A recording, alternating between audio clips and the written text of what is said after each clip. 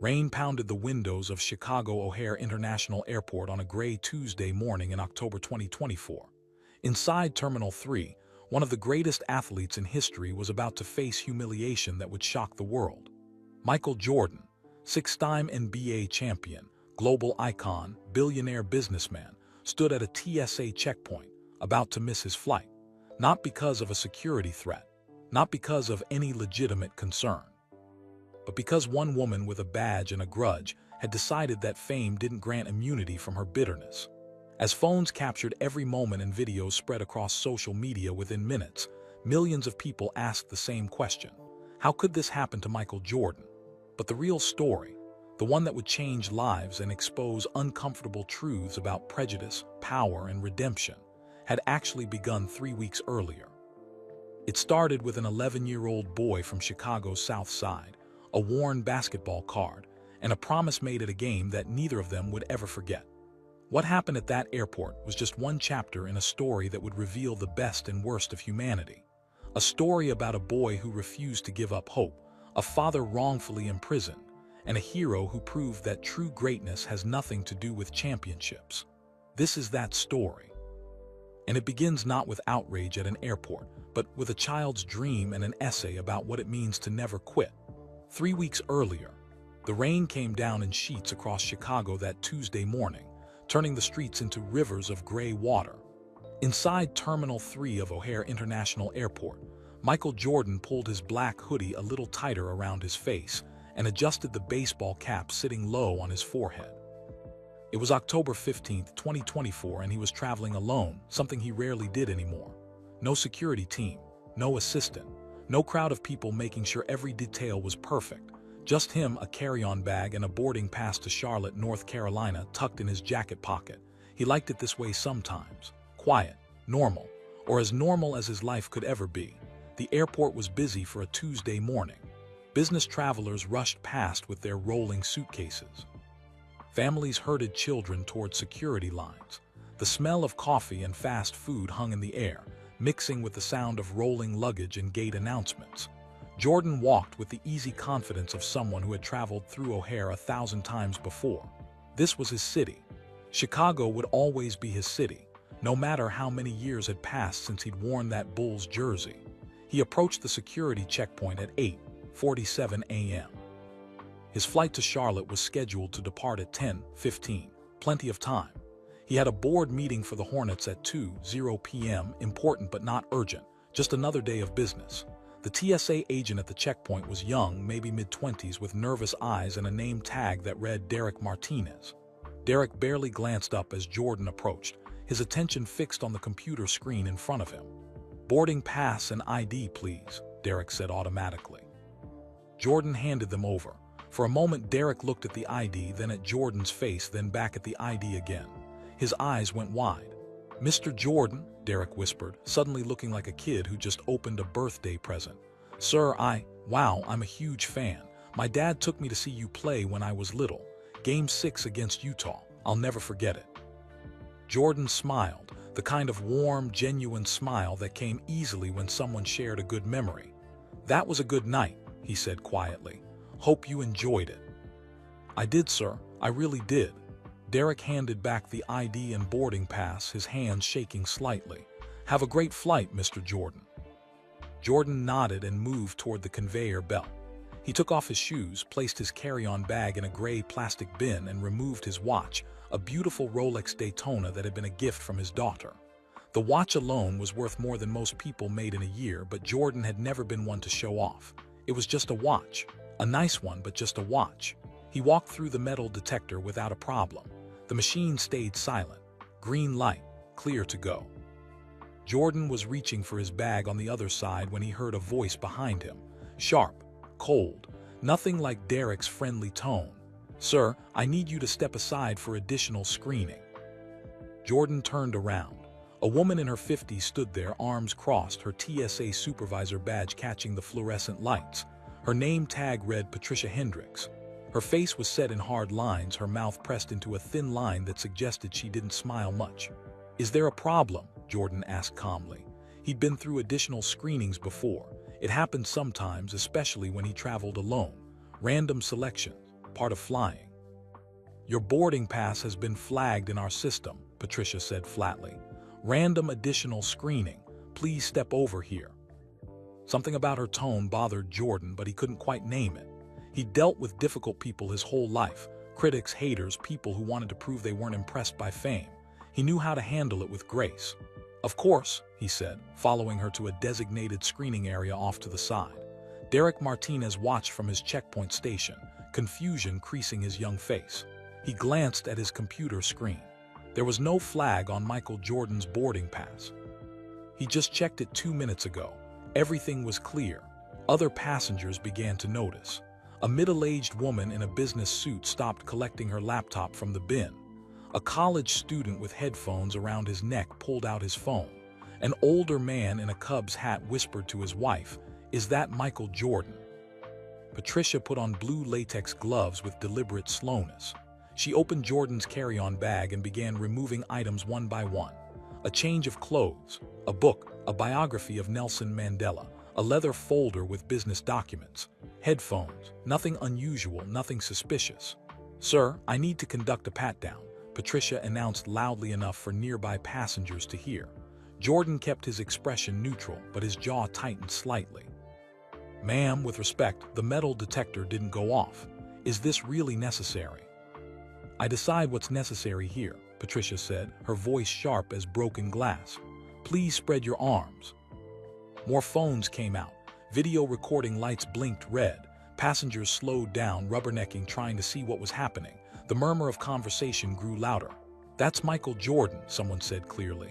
"Why are they doing that to him?" another voice asked. "Are you kidding me right now?" A young black woman in a Northwestern University sweatshirt said, loud enough for everyone to hear. "This is ridiculous." Patricia ignored them all. She conducted the pat-down with exaggerated thoroughness, taking her time, making Jordan wait. Her hands checked his shoulders, his sides, his legs, every movement designed to assert her authority. Jordan stood perfectly still. He'd been through worse than this, much worse.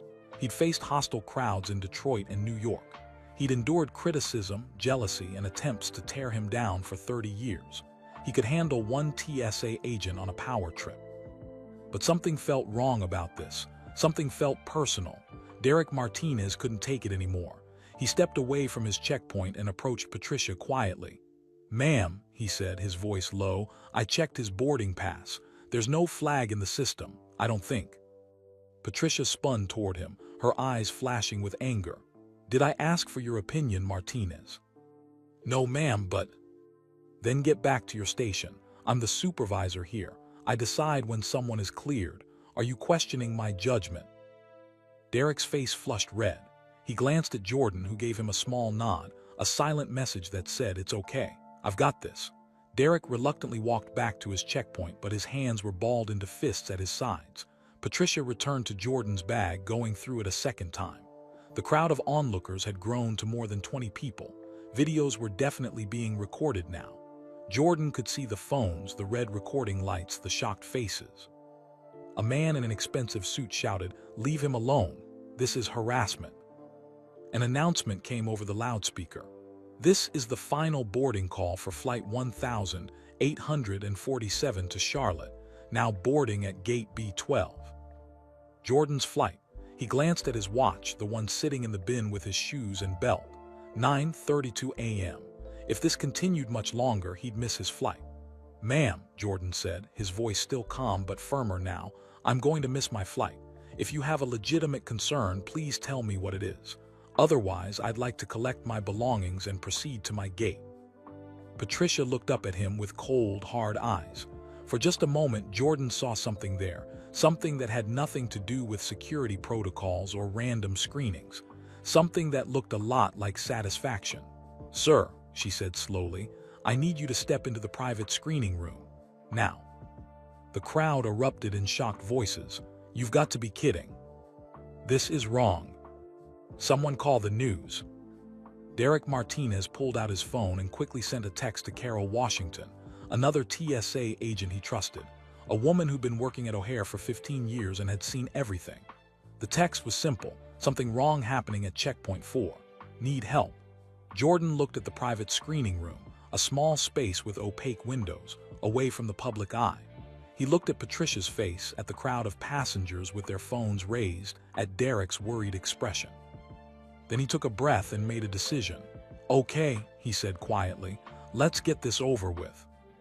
He walked toward the private screening room, his head held high, his dignity intact even as the situation spiraled into something darker than anyone could have imagined. Behind him, a woman's voice called out desperately, "That's Michael Jordan. What are you doing to him?" But the door closed, and no one could see what happened next. 3 weeks earlier, on September 24, 2024, Marcus Thompson sat in the back corner of his 5th grade classroom at Henderson Elementary School on Chicago's South Side. His notebook was open in front of him, covered with careful handwriting that slanted slightly to the right. The assignment was simple: write about your hero. Most kids in the class had chosen parents, teachers, or firefighters. Some chose celebrities or athletes, but Marcus's essay was different. It was 11 pages long, far more than the 2 pages Mr. Davis had assigned. Marcus had stayed up 3 nights in a row working on it, writing by the light of a small lamp in the apartment he shared with his grandmother. Mr. Leonard Davis walked slowly between the rows of desks, collecting the essays. He was a tall man in his early 40s with kind eyes and a patient smile. He'd been teaching at Henderson for 12 years, and he loved his students fiercely, especially the ones who struggled the most. When he reached Marcus's desk, he noticed the thick stack of papers. "Marcus," he said gently, "this looks like you put a lot of work into this." Marcus nodded but didn't look up. He was small for 11 years old, with eyes that seemed too old for his face, eyes that had seen more sadness than any child should see. "Can I read it tonight?" Mr. Davis asked. "Yes, sir," Marcus whispered. That evening, Mr. Davis sat at his kitchen table in his apartment in Hyde Park with a cup of coffee going cold beside him. He'd already graded 20 essays, nice work, solid effort, but nothing that stuck with him. Then he opened Marcus Thompson's essay. The title was written in careful block letters: "Michael Jordan, the man who never quit." Mr. Davis began reading, and within 2 paragraphs, his eyes were wet with tears. Marcus wrote about growing up in Inglewood, one of Chicago's most dangerous neighborhoods. He wrote about his mother, Angela Thompson, who had died of breast cancer 2 years ago when Marcus was just 9 years old. He wrote about how she used to take him to the park to shoot baskets on a rusty rim with a net made of chain links. "My mama told me that Michael Jordan got cut from his high school basketball team when he was young," Marcus wrote in his neat handwriting. "She said he went home and cried, but then he decided to work harder than everyone else. She said that's what we have to do when life knocks us down. We have to get back up and work harder." Marcus wrote about his father, Jerome Thompson, who was serving time at Stateville Correctional Center for a crime Marcus insisted his father didn't commit. "My daddy wrote me a letter from prison," the essay continued. "He said Michael Jordan is a hero because he never made excuses. He said I shouldn't make excuses either, even though life is hard right now." Essay described how Marcus played basketball every single day at the Simeon Career Academy courts, wearing shoes that were 2 sizes too small because his grandmother couldn't afford new ones. He played until his feet hurt and his hands were raw from the rough outdoor ball. He played because it made him feel close to his mother. He played because it gave him hope. "Michael Jordan is my hero," Marcus wrote in the final paragraph, "because he showed me that where you start doesn't decide where you finish." He grew up in North Carolina and I grew up in Inglewood. He lost his father to violence and I lost my mother to cancer. But he never stopped believing in himself. So I won't stop believing in myself either. When I'm scared or sad, I think about Michael Jordan hitting that shot against Utah in 1998. I think about how he never gave up, no matter how tired he was. That's who I want to be. Mr. Davis set down the essay and wiped his eyes. He looked at the small photo attached to the last page with a paperclip, Marcus in an oversized Bulls jersey, grinning at the camera, holding a basketball that looked almost as big as his torso. The photo was old, wrinkled at the edges. Marcus's mother was standing behind him, her hand on his shoulder, smiling despite the obvious exhaustion in her face. Mr. Davis made a decision right then. He picked up his phone and scrolled through his contacts until he found the number for Sheila Patterson. Sheila ran a small nonprofit called Dreams for Chicago Kids. She'd spoken at Henderson Elementary 3 months ago about her organization's mission to create special experiences for children living in poverty. Mr. Davis had taken her card, never thinking he'd actually use it. Now he dialed her number. It was 9:30 at night, late to be calling, but something told him this couldn't wait. "Hello." Sheila's voice was warm, curious. "Ms. Patterson, this is Leonard Davis. I'm a teacher at Henderson Elementary. You spoke to our students back in June." "I remember," Sheila said. "How can I help you, Mr. Davis?" "I have a student," Mr. Davis began, his voice thick with emotion. "His name is Marcus Thompson. He's 11 years old, and he just wrote the most beautiful essay I've ever read about Michael Jordan being his hero. Ms. Patterson, this boy has been through more than most adults face in a lifetime, but he hasn't let it break him. I'm calling because I think Marcus needs to meet his hero. Is there any way your organization could help make that happen?" There was a pause on the other end of the line. Then Sheila spoke, and Mr. Davis could hear the smile in her voice. "Send me that essay, Mr. Davis. Let me see what I can do." 2 days later, Mr. Davis kept Marcus after class. The other students filed out, laughing and talking, heading to lunch. Marcus stayed in his seat, worried he was in trouble. "Marcus," Mr. Davis said, pulling up a chair next to the boy's desk, "I read your essay about Michael Jordan." Marcus's eyes dropped to his desk. "Was it too long? I'm sorry, Mr. Davis. I just had a lot to say in." "Marcus, look at me," Mr. Davis interrupted gently. Marcus lifted his eyes. "That essay," Mr. Davis continued, "was the best piece of writing I've seen in 12 years of teaching. It was honest and brave and beautiful. You should be very proud of yourself." A small smile flickered across Marcus's face, the first smile Mr. Davis had seen from him in weeks. "I showed your essay to someone," Mr. Davis said. "A woman named Sheila Patterson who helps kids like you have special experiences. Marcus, have you ever been to a professional basketball game?"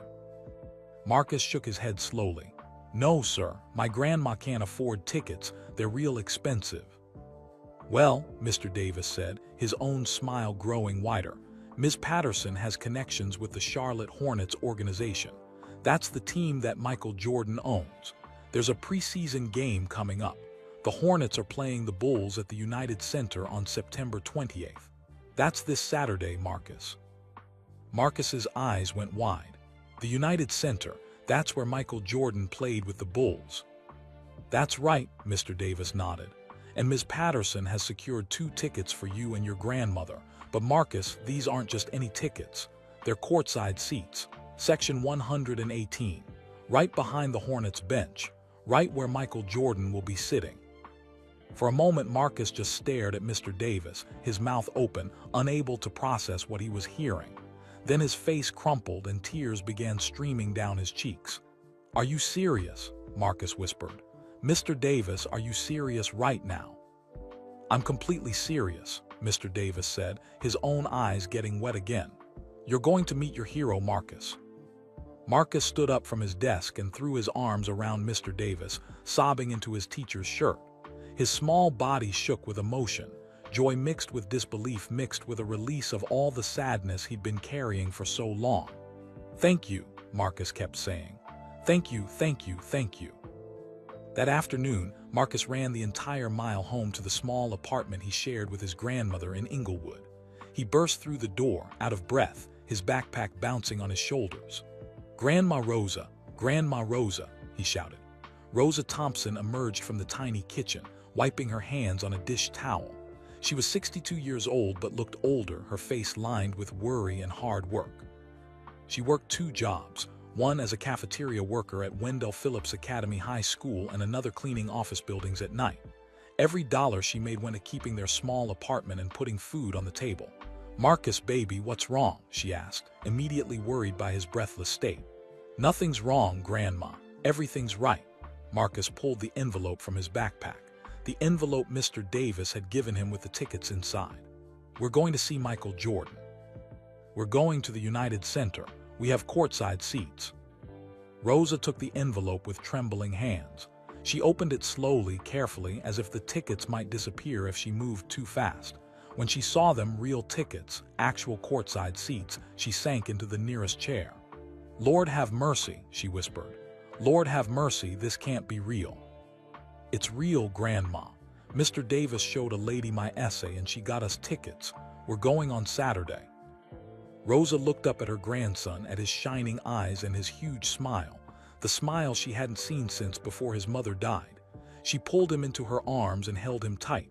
"Your mama is smiling down on you right now," Rosa said, her voice breaking. "She's so proud of you, baby, so proud." That night Marcus couldn't sleep. He lay in his small bed in the bedroom he'd once shared with his mother, staring at the Michael Jordan posters covering his walls. The tickets sat on his nightstand in their envelope, and every few minutes Marcus would reach over and touch them, making sure they were still there. Next to the tickets was his most prized possession, a Michael Jordan rookie card from 1986, worn at the edges and faded from age. His mother had given it to him 3 weeks before she died. "I bought this card when I was younger than you are now," she told him, her voice weak from the cancer treatments. "I saved my allowance for 3 months to buy it. I kept it all these years because Michael Jordan taught me never to give up. Now I'm giving it to you, baby. When things get hard, you look at this card and remember, champions never quit." Marcus picked up the card now, holding it carefully in the darkness. "Mama," he whispered, "I'm going to meet him. I'm going to meet Michael Jordan, and I'm going to get this card signed. I promise." 4 days later, on Saturday, September 28th, Marcus stood in front of the small mirror in the apartment's bathroom. He wore khaki pants that Rosa had ironed 3 times and a button-up shirt they'd bought at the Goodwill store on 63rd Street. Rosa had used the last $15 she had to buy that shirt. His grandmother appeared behind him in the mirror, wearing her best dress, a simple blue dress she usually saved for church. "You look so handsome," she said, her eyes shining with tears. "Just like your daddy used to look when he got dressed up." Marcus turned and hugged her. "Thank you for everything, Grandma. I love you." "I love you too, baby. Now let's go meet your hero." They took the Red Line train from 63rd Street all the way to the United Center, Marcus clutching the Jordan rookie card in his hand the entire way. His heart pounded so hard he thought everyone on the train could hear it. When they emerged from the station and saw the United Center rising up before them, Marcus stopped walking. He just stood there, staring at the massive building where his hero had once played, where history had been made, where dreams had come true. "Come on, baby," Rosa said gently, taking his hand. "Let's go make a memory." They walked toward the arena entrance, neither of them knowing that this night would change everything, that it would set in motion a series of events that would connect them to Michael Jordan in ways they couldn't possibly imagine, and that 3 weeks later, that connection would save their lives. The United Center blazed with lights against the evening sky. Marcus had seen it on television 100 times, but standing in front of it was different.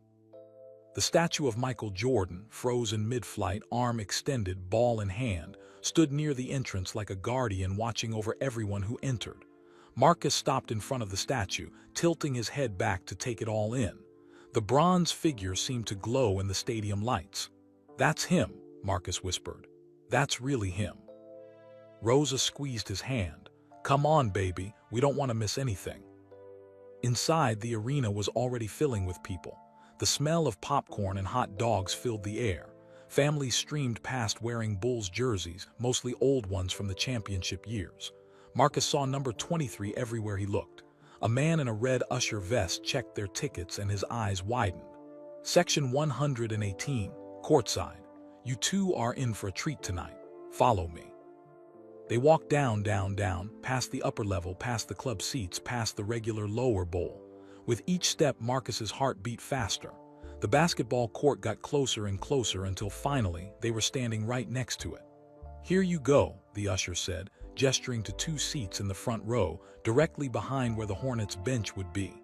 "Best seats in the house." Marcus sank into his seat, barely breathing. He could reach out and touch the court. The players would be right in front of him, close enough to hear their voices, close enough to see their faces. "Grandma," he said, his voice shaking, "I can't believe this is real." "Believe it, baby," Rosa said, wiping her eyes with a tissue she'd tucked in her purse. "Good things do happen sometimes. You just have to keep believing." The arena filled around them. Music pumped through the speakers. Dancers performed at center court. Marcus watched everything with wide eyes, trying to memorize every detail so he could remember this night forever. Then the teams came out for warm-ups. The Bulls emerged first and the crowd roared, but Marcus barely noticed them. His eyes were locked on the tunnel, waiting, watching. When the Hornets players jogged onto the court, Marcus stood up, searching their faces. But Michael Jordan wasn't with them. Jordan on the team now, he didn't play anymore. Marcus knew that, but part of him had hoped maybe, just maybe, he'd see Jordan in a uniform one more time. "Where is he?" Marcus asked a man sitting next to them, a businessman in an expensive suit who'd paid full price for his courtside seat. "Jordan usually sits on the bench during games," the man said kindly. "He'll be out soon. Don't worry, kid." The game started at 7 o'clock. Marcus watched the players, but his attention kept drifting to the Hornets bench, looking for that familiar face. Then midway through the first quarter, he appeared. Michael Jordan walked out of the tunnel wearing a perfectly tailored gray suit and a tie. Even from 30 feet away, Marcus could see the confidence in his walk, the way everyone turned to look at him. Jordan nodded to a few people, shook hands with the Hornets coach, and took his seat on the bench. Marcus couldn't breathe. His hero, his actual hero, was sitting 15 feet away from him. "Grandma," he whispered, grabbing Rosa's arm. "That's him. That's really him." "I see him, baby," Rosa said, smiling through her tears. "I see him." Marcus watched Jordan throughout the entire first quarter. He watched how Jordan leaned forward when the Hornets made a good play. He watched him talk to the coaches, point at things on the court, explain strategies. This was Michael Jordan, the businessman, the owner, the leader. But to Marcus, he was still the greatest basketball player who ever lived. The first quarter ended. Then the second quarter. Marcus had barely watched the actual game. His eyes never left Jordan. During a timeout in the third quarter, Marcus made a decision. His hands were shaking as he reached into his jacket pocket and pulled out the Michael Jordan rookie card, the card his mother had given him, the card he'd protected and treasured for 2 years. "What are you doing?" Rosa asked. "I'm going to try," Marcus said. "I have to try, Grandma." Jordan was standing near the bench talking to one of the assistant coaches. Marcus stood up from his seat. His legs felt like water. His heart hammered in his chest so hard it hurt. "Mr. Jordan," Marcus called out, his voice cracking. "Mr. Jordan." Several people turned to look at him, but not Jordan. The arena was too loud. The music was playing. Marcus's small voice got lost in the noise. "Mr. Jordan," Marcus tried again, louder this time, holding up the rookie card. "Please." This time Jordan turned. Their eyes met across the 15 feet of space, a 51-year-old man worth billions and an 11-year-old boy from Inglewood who had almost nothing. But in that moment something passed between them. Recognition, connection, understanding. Jordan smiled and started walking toward Marcus. Marcus's hands shook so badly he almost dropped the card. Tears filled his eyes. This was happening. This was really happening. Jordan was 5 feet away when a large hand suddenly came down on Marcus's shoulder. "Son, you need to sit down," a deep voice said. Marcus turned. A security guard named Vincent stood behind him, a massive man with arms like tree trunks and a face that showed no emotion. "Please," Marcus said desperately. "I just want him to sign my card, please." "Courtside ticket holders aren't allowed to approach the bench during games," Vincent said firmly. "It's arena policy. Sit down." "But he was coming over here," Marcus protested, tears now streaming down his face. "He saw me. Please just let me." "Sit down." Vincent's voice left no room for argument. Jordan had stopped walking. He was watching the exchange, his expression unreadable. The assistant coach had said something to him, pulling his attention back to the game. Marcus sank into his seat, clutching the unsigned card to his chest, sobbing quietly. Rosa wrapped her arm around him. "I'm sorry, baby," she whispered. "I'm so sorry." The timeout ended. The game resumed. Jordan returned to his seat on the bench. Marcus wiped his eyes and stared at the card in his hands, still unsigned, just like it had been when his mother gave it to him. The disappointment felt like a physical weight on his chest. But then something happened that Marcus didn't expect. During the next timeout, Jordan stood up from the bench. Instead of talking to the coaches, he walked directly toward the courtside barrier. He walked toward Marcus. Vincent, the security guard, stepped forward again, but Jordan held up his hand. "It's okay," Jordan said quietly. "I got this." Vincent hesitated, then stepped back. Jordan kneeled down in front of Marcus, bringing himself to eye level with the boy. Up close, Marcus could see the lines around Jordan's eyes, the gray in his hair, but his smile was warm, genuine. "What's your name, young man?" Jordan asked. Marcus tried to speak, but no words came out. His throat was closed with emotion. "Take your time," Jordan said gently. "I'm not going anywhere." Marcus swallowed hard. "M. Marcus Thompson, sir." "Marcus," Jordan repeated like he was memorizing it. "That's a strong name. Can I see that card you've got there?" With trembling hands, Marcus held out the 1986 rookie card. Jordan took it carefully, examining it. "This is in beautiful condition," Jordan said. "You've taken good care of it." "My mama gave it to me," Marcus managed to say, "before she died." Jordan's expression softened. He looked at Marcus with new understanding, with compassion. "I'm sorry about your mother, Marcus. I lost my father, so I know how much that hurts." Marcus nodded, unable to speak. Jordan pulled a pen from his jacket pocket and signed the card in smooth, confident strokes. Then he did something Marcus never expected. He took off one of his wristbands, a simple black band he'd been wearing, and handed it to Marcus. "I wore this during the game tonight," Jordan said. "I want you to have it. And Marcus, I want you to promise me something." "Anything?" Marcus whispered. "Keep working hard. Keep dreaming big. Don't let anyone tell you that you can't do something just because of where you come from. Can you promise me that?" "I promise, Mr. Jordan, I promise." Jordan looked past Marcus to Rosa, who was crying openly now. He saw her worn hands, her tired eyes, the way she held herself like someone who carried heavy burdens every day. "Where are you folks from?" Jordan asked.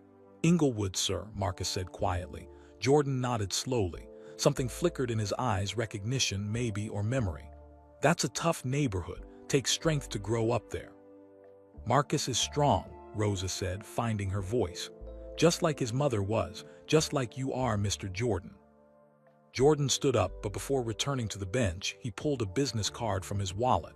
On the back, he wrote a phone number with his pen. "This is my assistant's direct line at Jordan Brand headquarters," he said, handing the card to Marcus.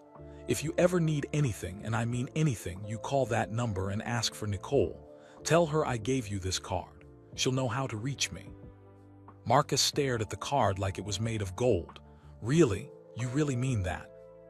Jordan looked directly into Marcus's eyes. "I'm going to remember you, Marcus Thompson. One day when you need help, you call on me. That's a promise. Champions help each other. You understand?" Marcus nodded, tears streaming down his face. "Good man," Jordan said. He reached out and gently squeezed Marcus's shoulder. Then he turned and walked back to the bench. The crowd around them erupted in applause.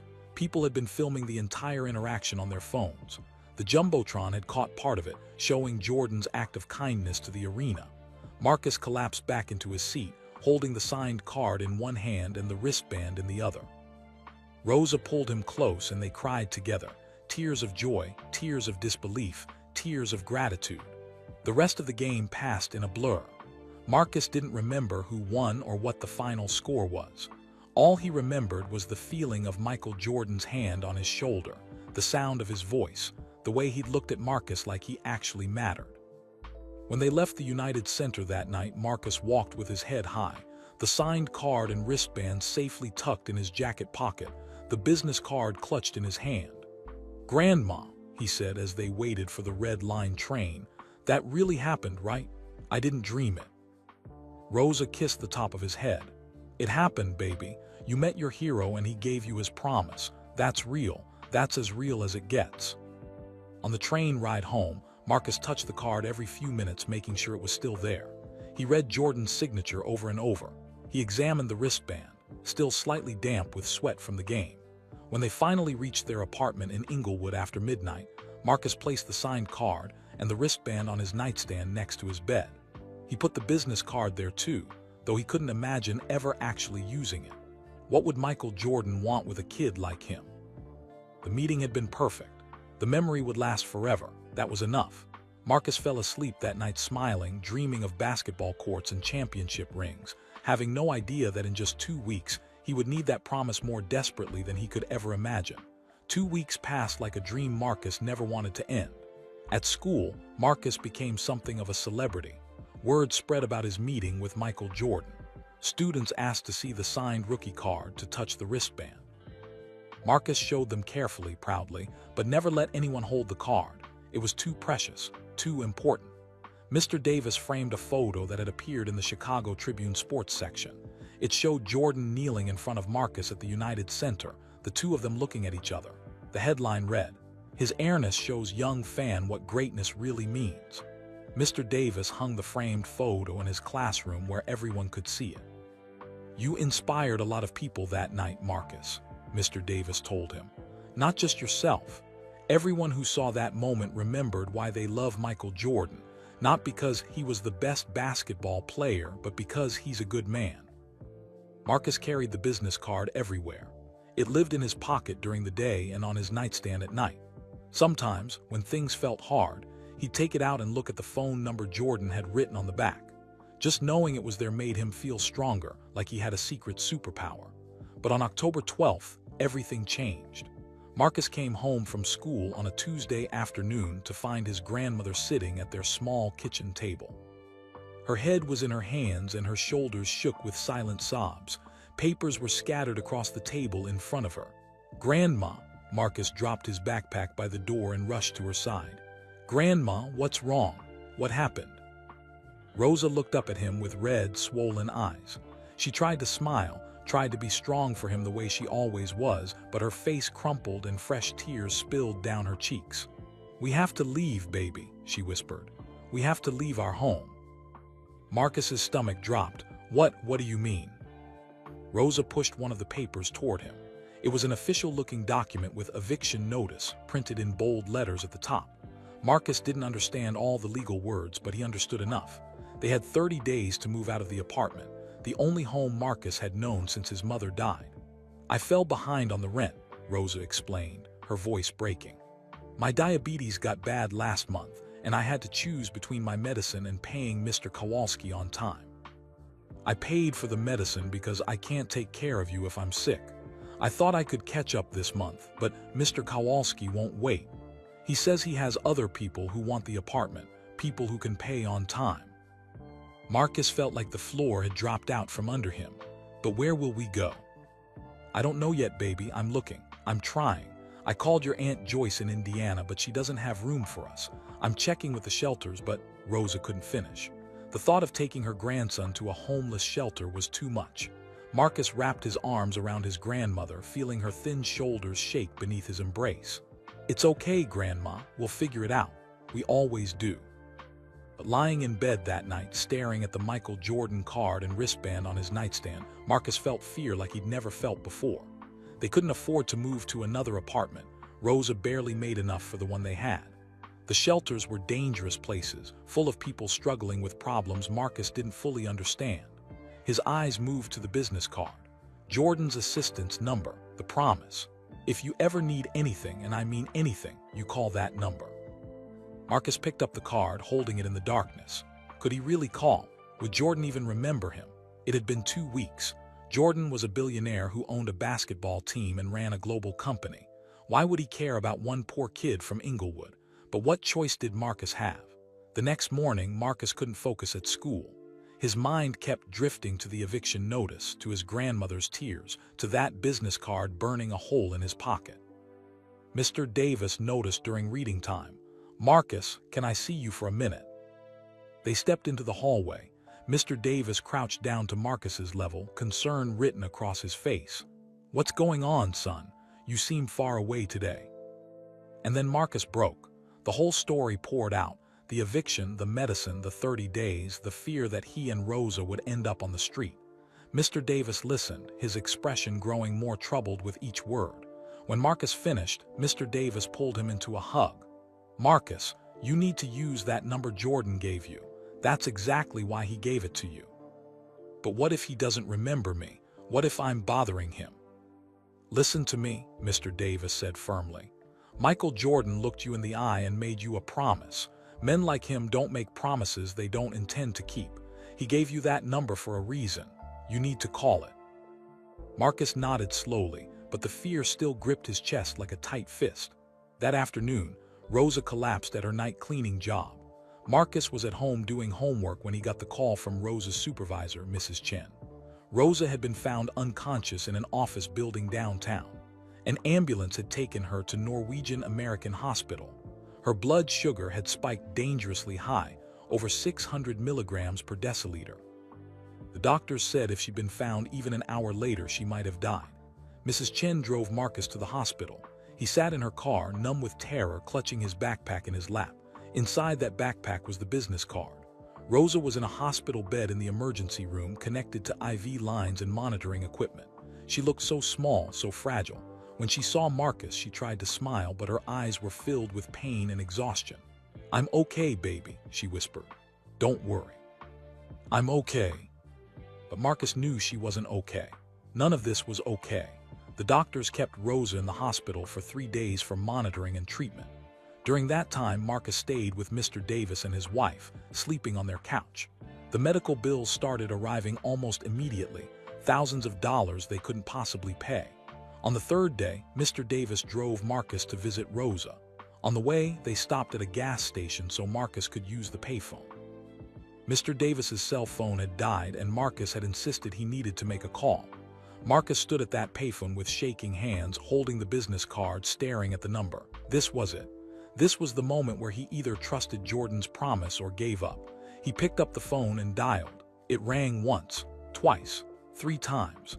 "Jordan Brand headquarters, this is Nicole speaking. How may I help you?" The voice was professional, polite, but busy. Marcus could hear other phones ringing in the background, the sound of a busy office. Hi," Marcus said, his voice small and uncertain. "My name is Marcus Thompson.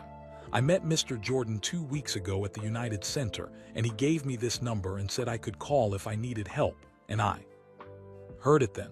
The slight change in Nicole's tone from professional to skeptical. She'd probably heard stories like this 100 times. People claiming to know Michael Jordan, claiming they had special access, making up stories to get through. "I'm sorry, sweetheart," Nicole said gently. "Mr. Jordan is traveling extensively right now and isn't available for calls. I can take a message, but I need to be honest with you. Mr. Jordan gets hundreds of requests every week from people who need help. I can't make any promises that he'll be able to respond." Marcus felt tears burning in his eyes. This was it. This was the rejection he'd feared. "Please," he said, his voice cracking. "Please just listen. I'm 11 years old. I live in Inglewood with my grandmother. My mother died 2 years ago from cancer. My father is in prison for something he didn't do. Mr. Jordan signed my rookie card. It's a 1986 card that my mother gave me before she died. He gave me his wristband from the game. He wrote this number on a business card himself. He promised me that if I ever needed help, I could call." Nicole's typing had stopped. Marcus could hear that she was listening now, really listening. "My grandmother just collapsed at work," Marcus continued, the words tumbling out faster now. "She's in the hospital because she chose to buy her diabetes medicine instead of paying our rent. Now we're being evicted. We have 23 days to find a new place to live, but we don't have any money. We might end up in a shelter or on the street, and I don't know what to do. Mr. Jordan told me to call if I needed help. Please, I need help." The silence on the other end lasted so long that Marcus thought maybe Nicole had hung up. Then her voice came back, softer now, stripped of its professional distance. "Marcus, honey, I need you to give me your grandmother's name and the hospital information. Can you do that?" Marcus rattled off everything. Rosa Thompson, Norwegian American Hospital, room 347, their apartment address in Inglewood, Mr. Davis's phone number. "Okay, Marcus," Nicole said. "I'm going to pass this information to Mr. Jordan as soon as I can reach him. I can't guarantee anything, and I need you to understand that Mr. Jordan is an extremely busy man. But I promise you that I will make sure he gets this message. That's the best I can do right now." "Thank you," Marcus whispered. "Thank you so much." "Marcus," Nicole said, "one more thing. Do you still have that signed rookie card?" "Yes, ma'am. I keep it on my nightstand. I look at it every night." Nicole's voice was gentle. "Good. You hold on to that card and you hold on to hope, okay?" "Yes, ma'am." Marcus hung up the phone and turned to Mr. Davis, who was waiting by the car. "I called," Marcus said. "I don't know if it will help, but I called." Mr. Davis squeezed his shoulder. That took courage, Marcus. I'm proud of you. 3 days passed. Nothing. Marcus visited Rosa in the hospital every day after school. She was getting better, stronger, but the medical bills kept growing. The eviction date crept closer. 19 days left. Then 18. Then 17. Marcus stopped looking at the Michael Jordan card. It hurt too much to remember that night at the United Center, to remember how special he'd felt, to remember a promise that apparently didn't mean anything. On Thursday night, October 19th, Marcus and Rosa were finally home from the hospital. Rosa was resting on the couch, still weak, when her cell phone rang at exactly 9:00 p.m. The caller ID showed a 704 area code, North Carolina. Marcus's heart stopped. His hands started shaking so badly he almost dropped the phone. "Grandma," he said, his voice barely a whisper. "Grandma, look at the phone. That's a North Carolina number. That's where Charlotte is. That's where Mr. Jordan's headquarters is." Rosa sat up slowly, wincing at the pain from her hospital stay. "Answer it, baby. Answer it right now." Marcus pressed the green button with a trembling finger. Hello. "May I speak with Marcus Thompson, please?" It was Nicole's voice. Marcus recognized it immediately. "This is Marcus." "Marcus, this is Nicole from Jordan Brand. I have some news for you. Mr. Jordan received your message. He remembers you very clearly. In fact, he said you were one of the most polite and genuine young people he's met in a long time." Marcus couldn't speak. Tears were already streaming down his face. "Mr. Jordan wants to help," Nicole continued. "The Jordan Brand is going to pay 3 months of rent for you and your grandmother. That should give Mrs. Thompson time to get back on her feet financially and catch up on her medical bills. We're also arranging for you to receive a scholarship to attend a better school, one with a strong basketball program and academic support. All the details will be sent to Mr. Davis at Henderson Elementary." Marcus's legs gave out. He sank to the floor, the phone pressed to his ear, sobbing so hard he couldn't breathe. Rosa took the phone from him. "Hello, this is Rosa Thompson, Marcus's grandmother." Nicole explained everything again while Marcus curled up on the floor, crying with relief so intense it felt like his body might break apart. Rosa cried too, thanking Nicole over and over, thanking God, barely able to form coherent sentences. When Rosa finally hung up, she slid down to the floor next to Marcus and pulled him into her arms. They held each other on the worn carpet of their small apartment, crying and laughing at the same time. "He kept his promise," Marcus kept saying. "He kept his promise, Grandma. He kept his promise." The news spread through Inglewood like wildfire. By Friday morning, everyone on their block knew that Michael Jordan had saved Marcus and Rosa from eviction. Mr. Kowalski, their landlord, received a call from Jordan Brand's legal team that same day. The past due rent would be paid in full, plus the next 3 months in advance. Mr. Kowalski was so shocked he could barely speak. On Saturday, a reporter from the Chicago Sun-Times knocked on their apartment door. She was a young woman named Jamila Washington with kind eyes and a warm smile. "I heard about what happened," Jamila said. "Would you be willing to share your story? I think people need to hear good news right now. They need to remember that kindness still exists." Rosa looked at Marcus. "What do you think, baby? It's your story too." Marcus thought about it carefully. Part of him wanted to keep the magic of what had happened private, sacred. But another part of him remembered what Jordan had said, champions help each other. "Okay," Marcus said quietly. "Maybe if people hear about it, they'll want to help other kids too." The article appeared in Sunday's paper with a photo of Marcus holding his signed rookie card. The headline read, "Michael Jordan saves South Side family from eviction, proves he's still Chicago's hero."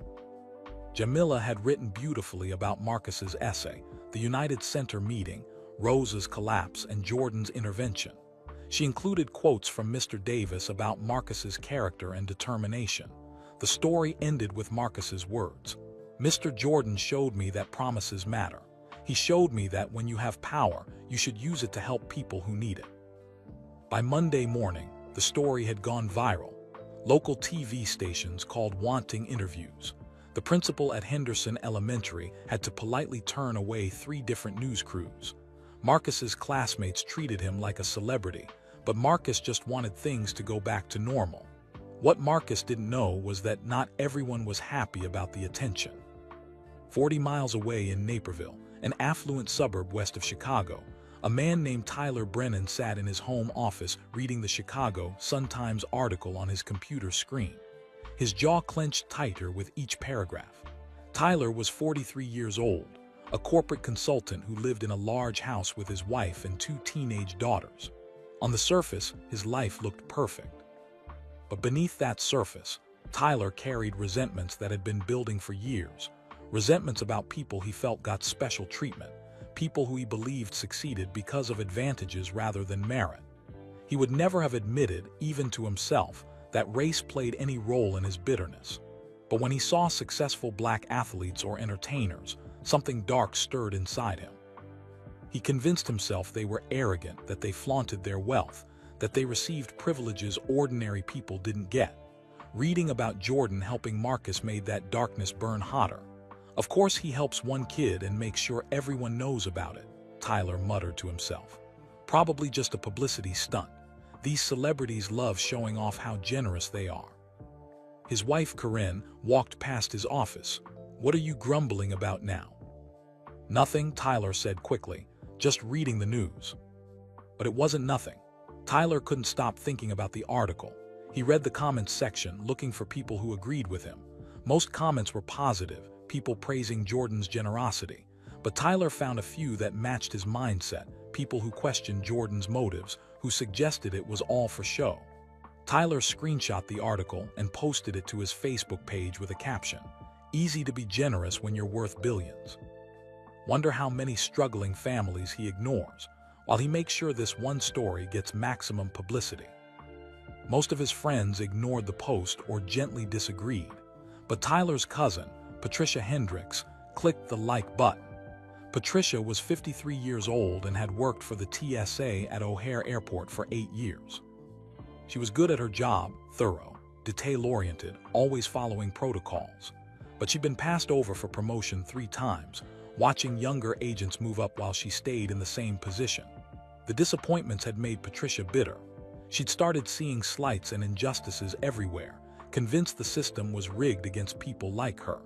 When she saw Tyler's post about Michael Jordan, it confirmed feelings she'd been carrying for a long time. She commented on Tyler's post, "Celebrities think they're above everyone else. Rules don't apply to them. They get special treatment everywhere they go." Tyler immediately responded, "Exactly, thank you, finally someone who sees it." They messaged back and forth for the next hour, feeding each other's resentment, building a narrative that made them feel justified in their bitterness. 2 weeks later, on Sunday, November 3rd, Tyler and Corinne drove to Patricia's house in Mount Prospect for a family gathering. It was Patricia's daughter Melissa's 16th birthday party. The house was filled with relatives, aunts, uncles, cousins, grandparents. Melissa was a bright, thoughtful teenager who volunteered at Cummer Children's Hospital as part of her high school's community service program. She wanted to become a pediatric nurse someday. After cake and presents, Tyler found Patricia in the kitchen, away from the crowd. "Did you see that story is still making rounds?" Tyler said, pulling up the article on his phone. "Michael Jordan and that kid. It's been 2 weeks and people are still talking about it like he's some kind of saint." Patricia dried her hands on a dish towel, looking at Tyler's phone with narrowed eyes. "I remember this. You posted about it." "It just bothers me," Tyler continued, his voice low. "These celebrities act like they're so humble and down-to-earth, but they're not. They expect special treatment everywhere they go. You see it at the airport, right? Famous people thinking they don't have to follow the same rules as everyone else." Patricia nodded slowly. The seed Tyler was planting found fertile ground in her existing resentments. "Just last month," Patricia said, "some actor tried to bring more than the allowed liquids through my checkpoint. When I stopped him, he made a huge scene. Acted like I was the problem for just doing my job. His assistant called my supervisor and complained. I got written up for being unnecessarily confrontational, even though I was following TSA regulations exactly." "See," Tyler said, "that's exactly what I'm talking about. They think they're above the rules." Neither of them noticed Melissa standing in the doorway listening. She'd come to tell her mother that Grandma was asking for her, but she stopped when she heard her uncle's tone, bitter, angry, mean-spirited. Melissa had read the article about Marcus Thompson. She'd been moved by it, inspired by it. At the hospital where she volunteered, she'd seen so many kids who were struggling, kids who needed hope. The story of Jordan helping Marcus had reminded her why she wanted to work in healthcare, to help people who needed it most.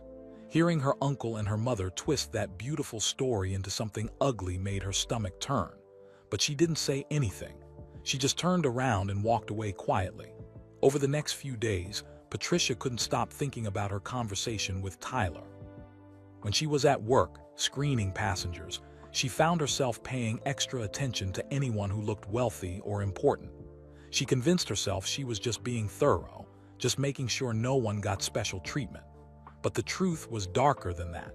She was looking for an opportunity to prove that famous people weren't above the rules, that they couldn't just do whatever they wanted. On Tuesday, November 5th, Patricia was reviewing the flight manifests for the next week, something supervisors did to anticipate potential security concerns. Her eyes stopped on a name scheduled to fly out of Terminal 3 on Tuesday, November 12th at 10:15 a.m. Michael Jordan, flying to Charlotte. Patricia stared at the name for a long moment. She remembered Tyler's words. She remembered the article about Marcus Thompson. She remembered every time she'd been passed over for promotion, every time someone had made her feel small or unimportant. She looked at the shift schedule. She wasn't assigned to work Terminal 3 checkpoint 4 that morning, but she could be. Supervisors had flexibility to adjust assignments. Patricia made a note in her planner. Then she closed the manifest file and went back to work, a small, satisfied smile on her face. She was going to make sure Michael Jordan understood that fame didn't grant special privileges. She was going to do her job thoroughly and by the book. There was nothing wrong with that. In fact, she told herself it was the right thing to do. The rationalization came easily. That's how it always works when people let bitterness guide their actions. They convince themselves they're being righteous when they're really just being cruel. Meanwhile, Marcus Thompson was thriving. Rosa's health had stabilized. The stress of potential homelessness had lifted, and with it, her blood sugar levels had improved dramatically. She was back at both her jobs, working hard but no longer drowning in impossible debt. Marcus had started at his new school, Kenwood Academy, a magnet school on the South Side with excellent academics and a strong basketball program. The scholarship from Jordan Brand covered tuition, books, uniforms, everything. For the first time in his life, Marcus had new basketball shoes that actually fit properly. He'd made friends quickly. His teachers said he was bright and hardworking. The basketball coach had already noticed his skills and determination. Every night before bed, Marcus looked at the signed rookie card and the wristband on his nightstand. He still couldn't quite believe it was real, that Michael Jordan had kept his promise, that his life had changed so dramatically. He'd written Jordan a letter, 5 pages long, written in his careful handwriting, thanking him for everything. Mr. Davis had helped him mail it to Jordan Brand headquarters. Marcus didn't expect a response. The help itself was enough. But what Marcus didn't know was that Jordan had received the letter. He'd read every word.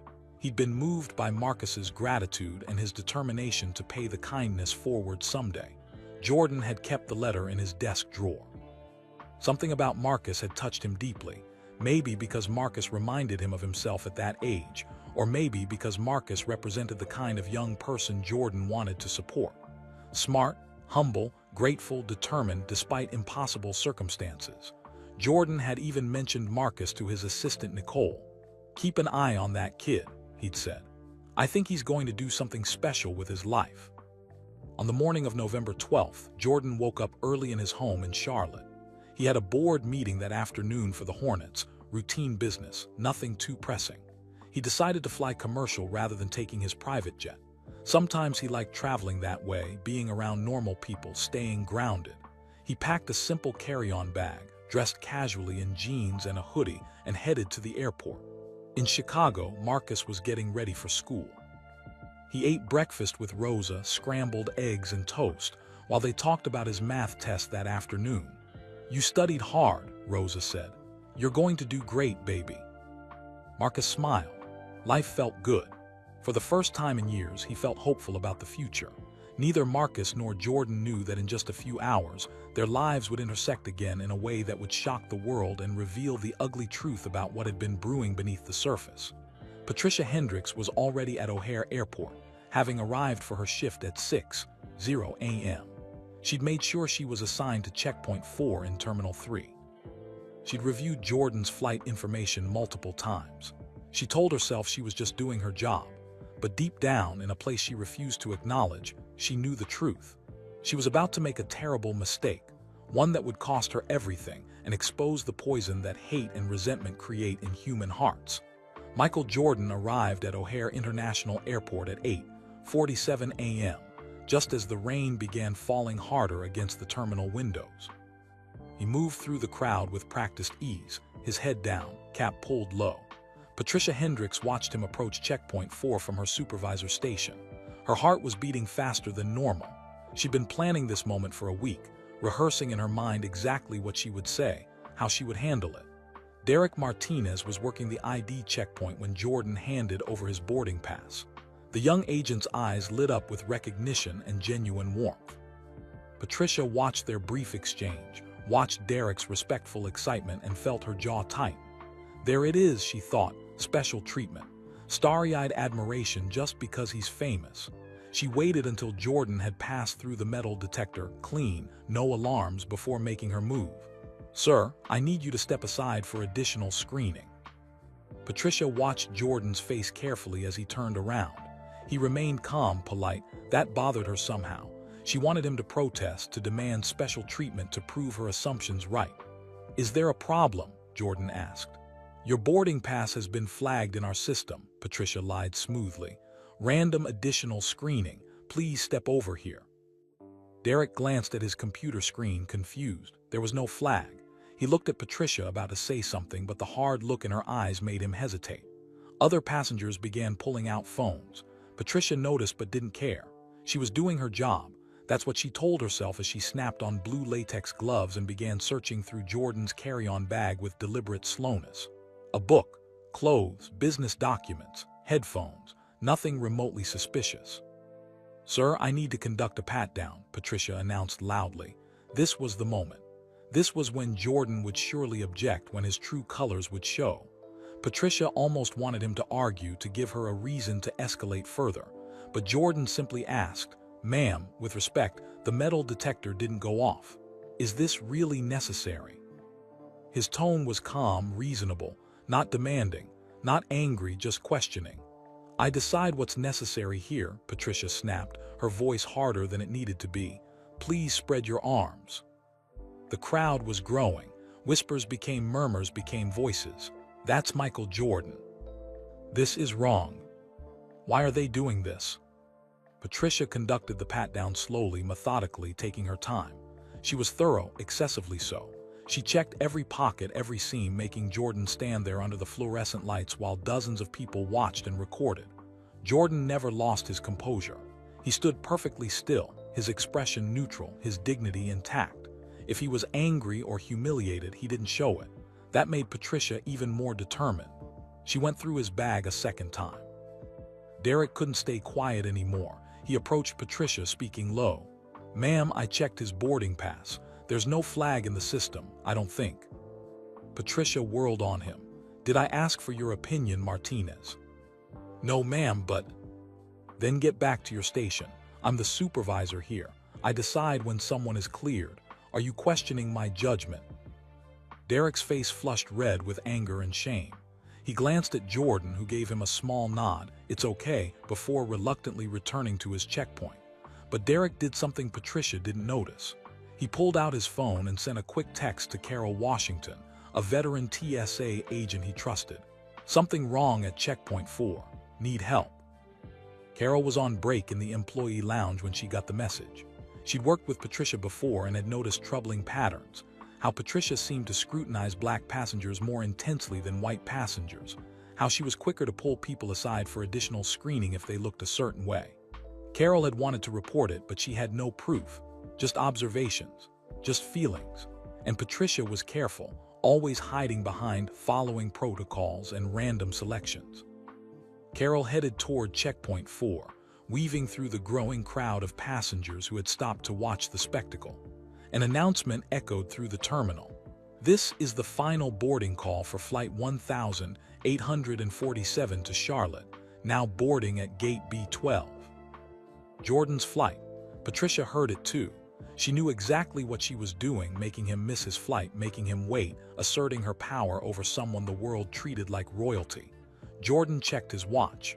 "Ma'am, I'm going to miss my flight. If you have a legitimate concern, please tell me what it is. Otherwise, I'd like to collect my belongings and proceed to my gate." Patricia looked up at him with cold eyes. "Sir, I need you to step into the private screening room. Now." The crowd erupted. "This is harassment. Someone call the news. I'm posting this everywhere." Carol Washington arrived just as Patricia was directing Jordan toward the private screening room. She pushed through the crowd and grabbed Patricia's arm. "Patricia, what's going on here?" Patricia pulled her arm away. "I'm conducting a thorough security screening. It's my job." "On what basis?" Carol demanded. "Did something flag? Did you find something suspicious?" "The computer system indicated additional screening," Patricia said, her voice flat. "Show me," Carol said firmly. For a moment, Patricia hesitated. Then she straightened her shoulders. "I don't have to justify my security decisions to you, Carol. I'm the supervisor on duty." Jordan stood quietly between them, watching this play out. He could have interrupted. He could have demanded to speak to someone higher up, but something told him to wait to let this unfold. Carol looked at Jordan, then at Patricia, then at the crowd of passengers with their phones raised. She made a decision. "Patricia, I'm going to ask you to step aside. I'll complete this screening." Patricia's face went red. "You have no authority to." "I have the authority to intervene when I believe a passenger is being treated unfairly," Carol said firmly. "You can either step aside now, or I can call the terminal supervisor and we can sort this out with him. Your choice." For a long moment, Patricia just stared at Carol. The crowd had gone silent, everyone watching this confrontation between two TSA agents. Finally, Patricia stepped back. "Fine, but this goes in my report." "I'm sure it will," Carol said calmly. Carol turned to Jordan with apologetic eyes. "Mr. Jordan, I'm very sorry for this delay. I'm going to clear you right now so you can get to your gate. I've reviewed the screening. You're clear to proceed." Jordan nodded graciously. "Thank you." He collected his belongings, watch, belt, shoes, bag, and began walking quickly toward gate B12. Behind him, he could hear Carol speaking firmly to Patricia, though he couldn't make out the words. The passengers who had been watching began applauding. Several called out to Jordan. "That was wrong, Mr. Jordan.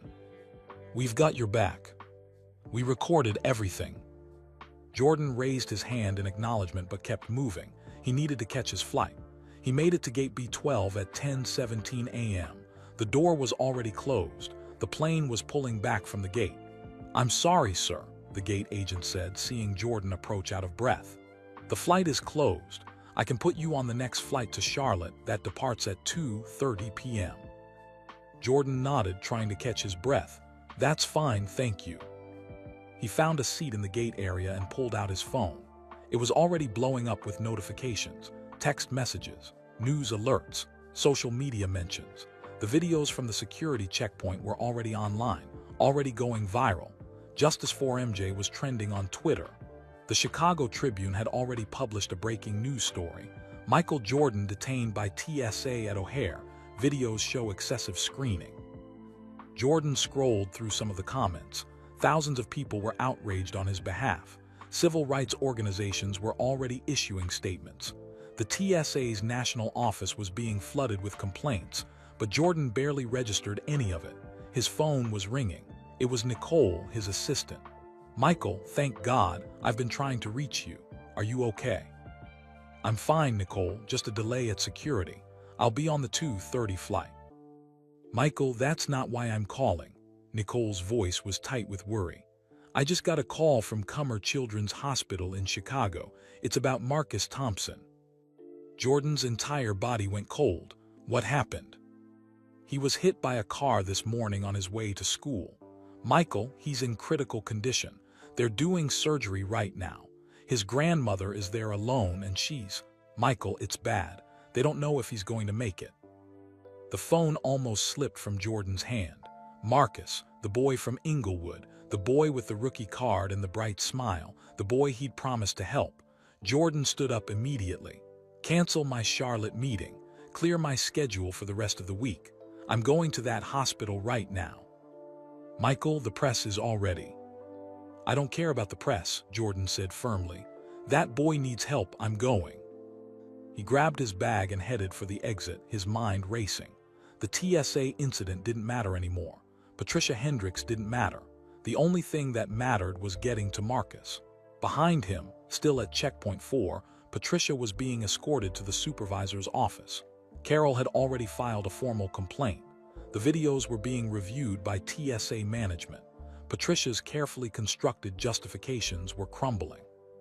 But Patricia didn't know yet that the security cameras had captured something she'd forgotten about, something that would prove, beyond any doubt, that her actions had been premeditated and motivated by prejudice. She didn't know that her own daughter had been watching the news coverage from her school, horrified by what her mother had done.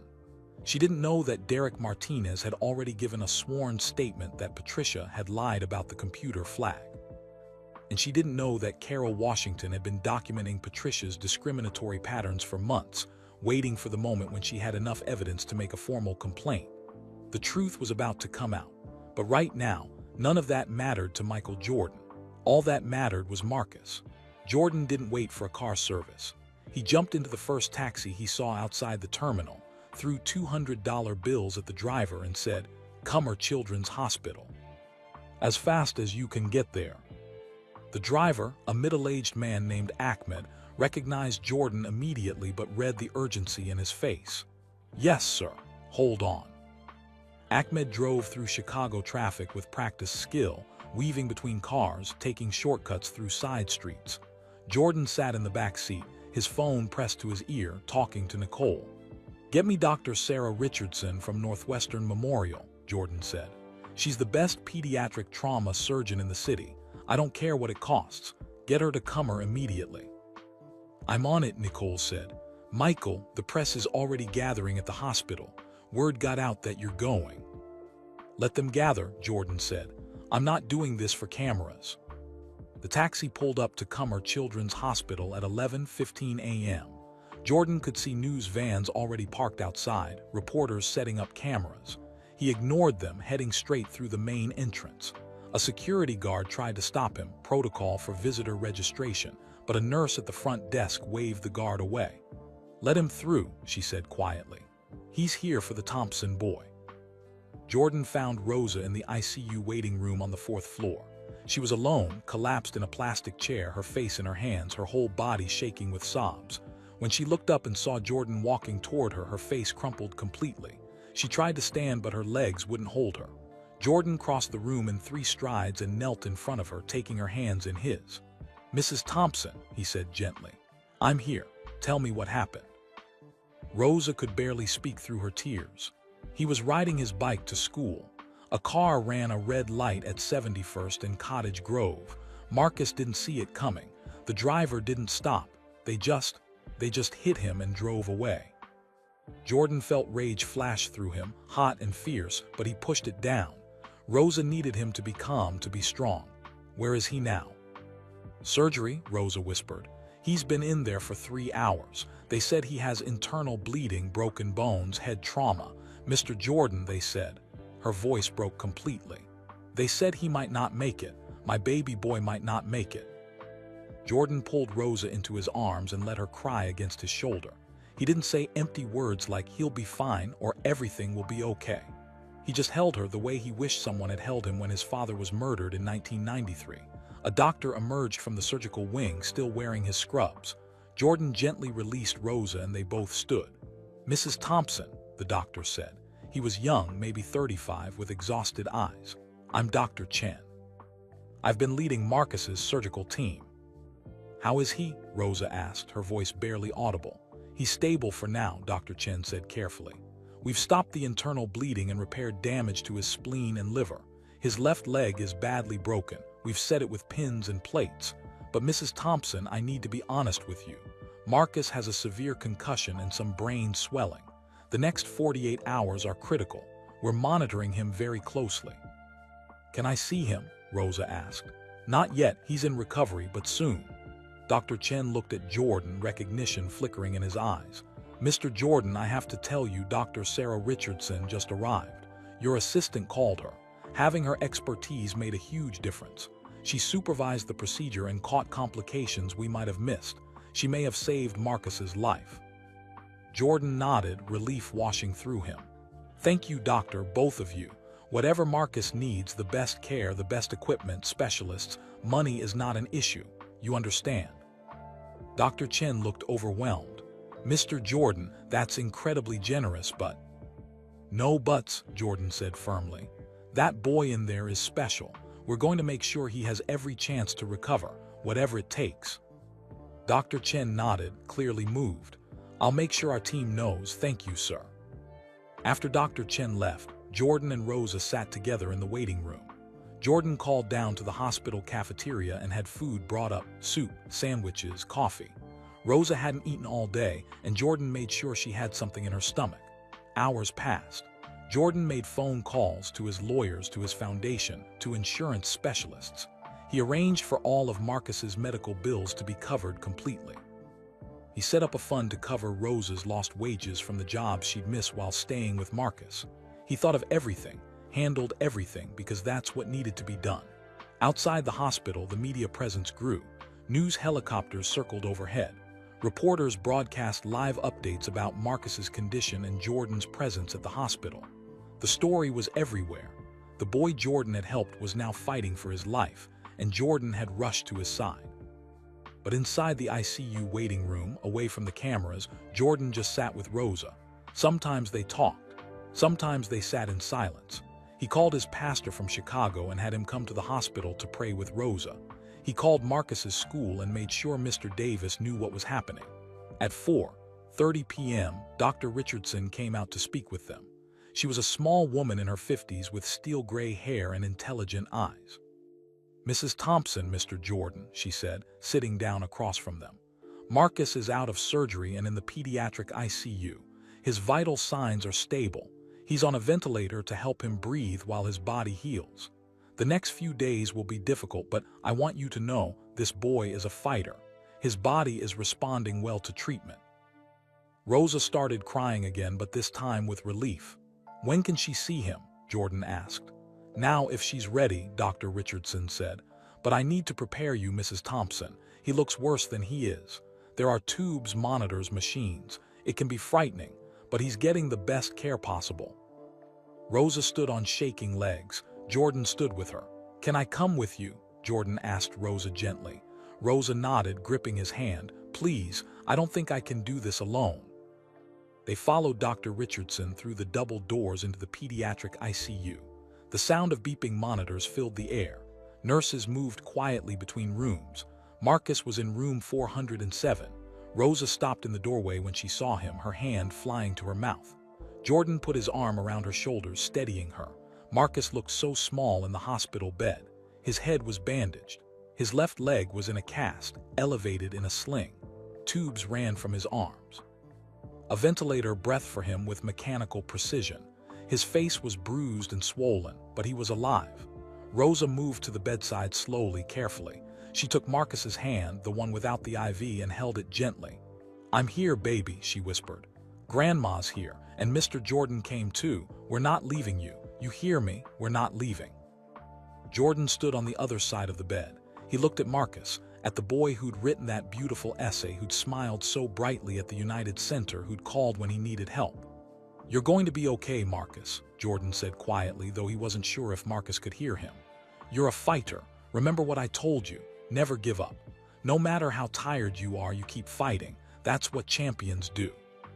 Marcus didn't respond. He couldn't. But the monitors showed his heartbeat steady and strong. Over the next 3 days, Jordan barely left the hospital. He had a hotel room at the Peninsula Chicago, but rarely used it. He slept in uncomfortable waiting room chairs, ate hospital cafeteria food, and spent hours sitting with Rosa. The press captured photos of Jordan looking exhausted and worried, his head bowed in prayer. Unlike most celebrity hospital visits that lasted an hour or two for good publicity, Jordan stayed. Day after day, he stayed. Dr. Richardson reduced Marcus's sedation on the 3rd day.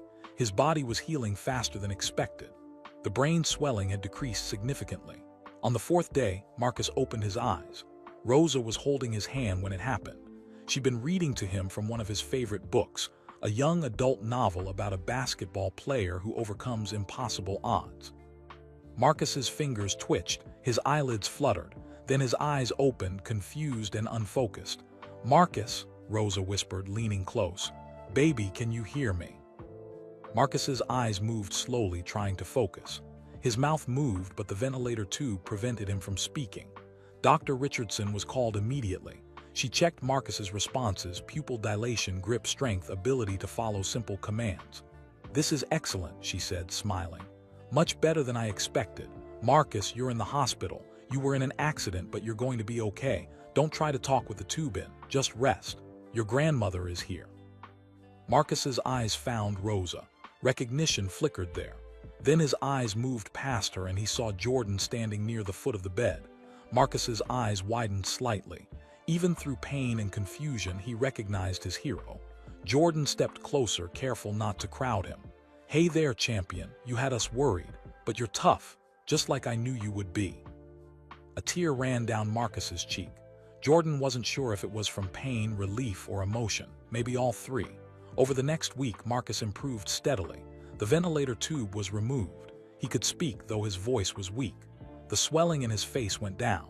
His broken leg would take months to heal, but the doctors were optimistic. Jordan visited every day. Sometimes he brought gifts, books, games, a tablet loaded with basketball documentaries. But mostly he just sat with Marcus and Rosa, talking about small things, normal things, helping them feel less alone. Meanwhile, outside the hospital walls, another storm was brewing. The TSA incident at O'Hare had exploded into a national controversy. The videos had been viewed millions of times. Civil rights organizations had filed formal complaints. The Department of Justice had opened an investigation. And internal TSA investigators had discovered something shocking on the security footage, something that changed the entire narrative and revealed the ugly truth about what Patricia Hendricks had done. The footage showed Patricia at her station 2 hours before Jordan arrived, looking at her phone, reading the article about Jordan helping Marcus. It showed her deliberately changing her shift assignment. It showed her making notes on a pad of paper, Jordan's flight information. This wasn't random.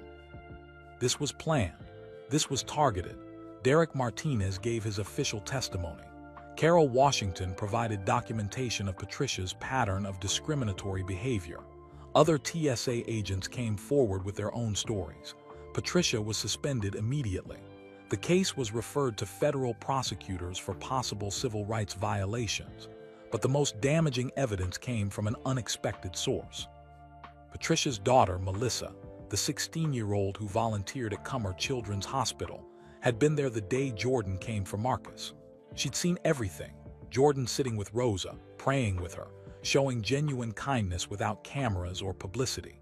She'd seen her mother's hero being the kind of person Melissa wanted to be. And when Melissa learned what her mother had done at the airport, when she heard her mother's justifications and rationalizations, something broke inside her. Melissa made a phone call to the TSA investigation hotline. She told them to check her mother's phone records, her Facebook activity, her conversations with Uncle Tyler. She provided the crucial information that broke the case wide open. Then Melissa sat down and wrote a letter that would be published in the Chicago Tribune and read by millions of people. A letter that would force America to confront the ugly reality of prejudice that still existed in places people didn't want to look. Melissa Hendricks sat at her desk in her bedroom on a cold November evening, staring at the blank document on her laptop screen. Her hands trembled over the keyboard. In the hallway outside her door, she could hear her mother's voice on the phone with a lawyer, defensive and angry. "I was just doing my job," Patricia kept saying. "I treat everyone the same. This is a witch hunt." But Melissa knew the truth. She'd seen her mother's Facebook posts. She'd overheard the conversations with Uncle Tyler.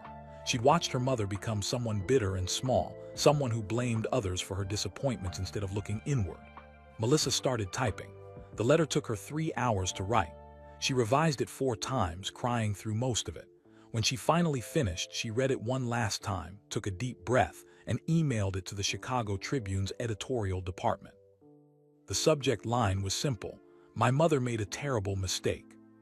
The Tribune published Melissa's letter 2 days later on November 22nd. The headline read, "TSA agent's daughter speaks out. My mother let prejudice guide her actions."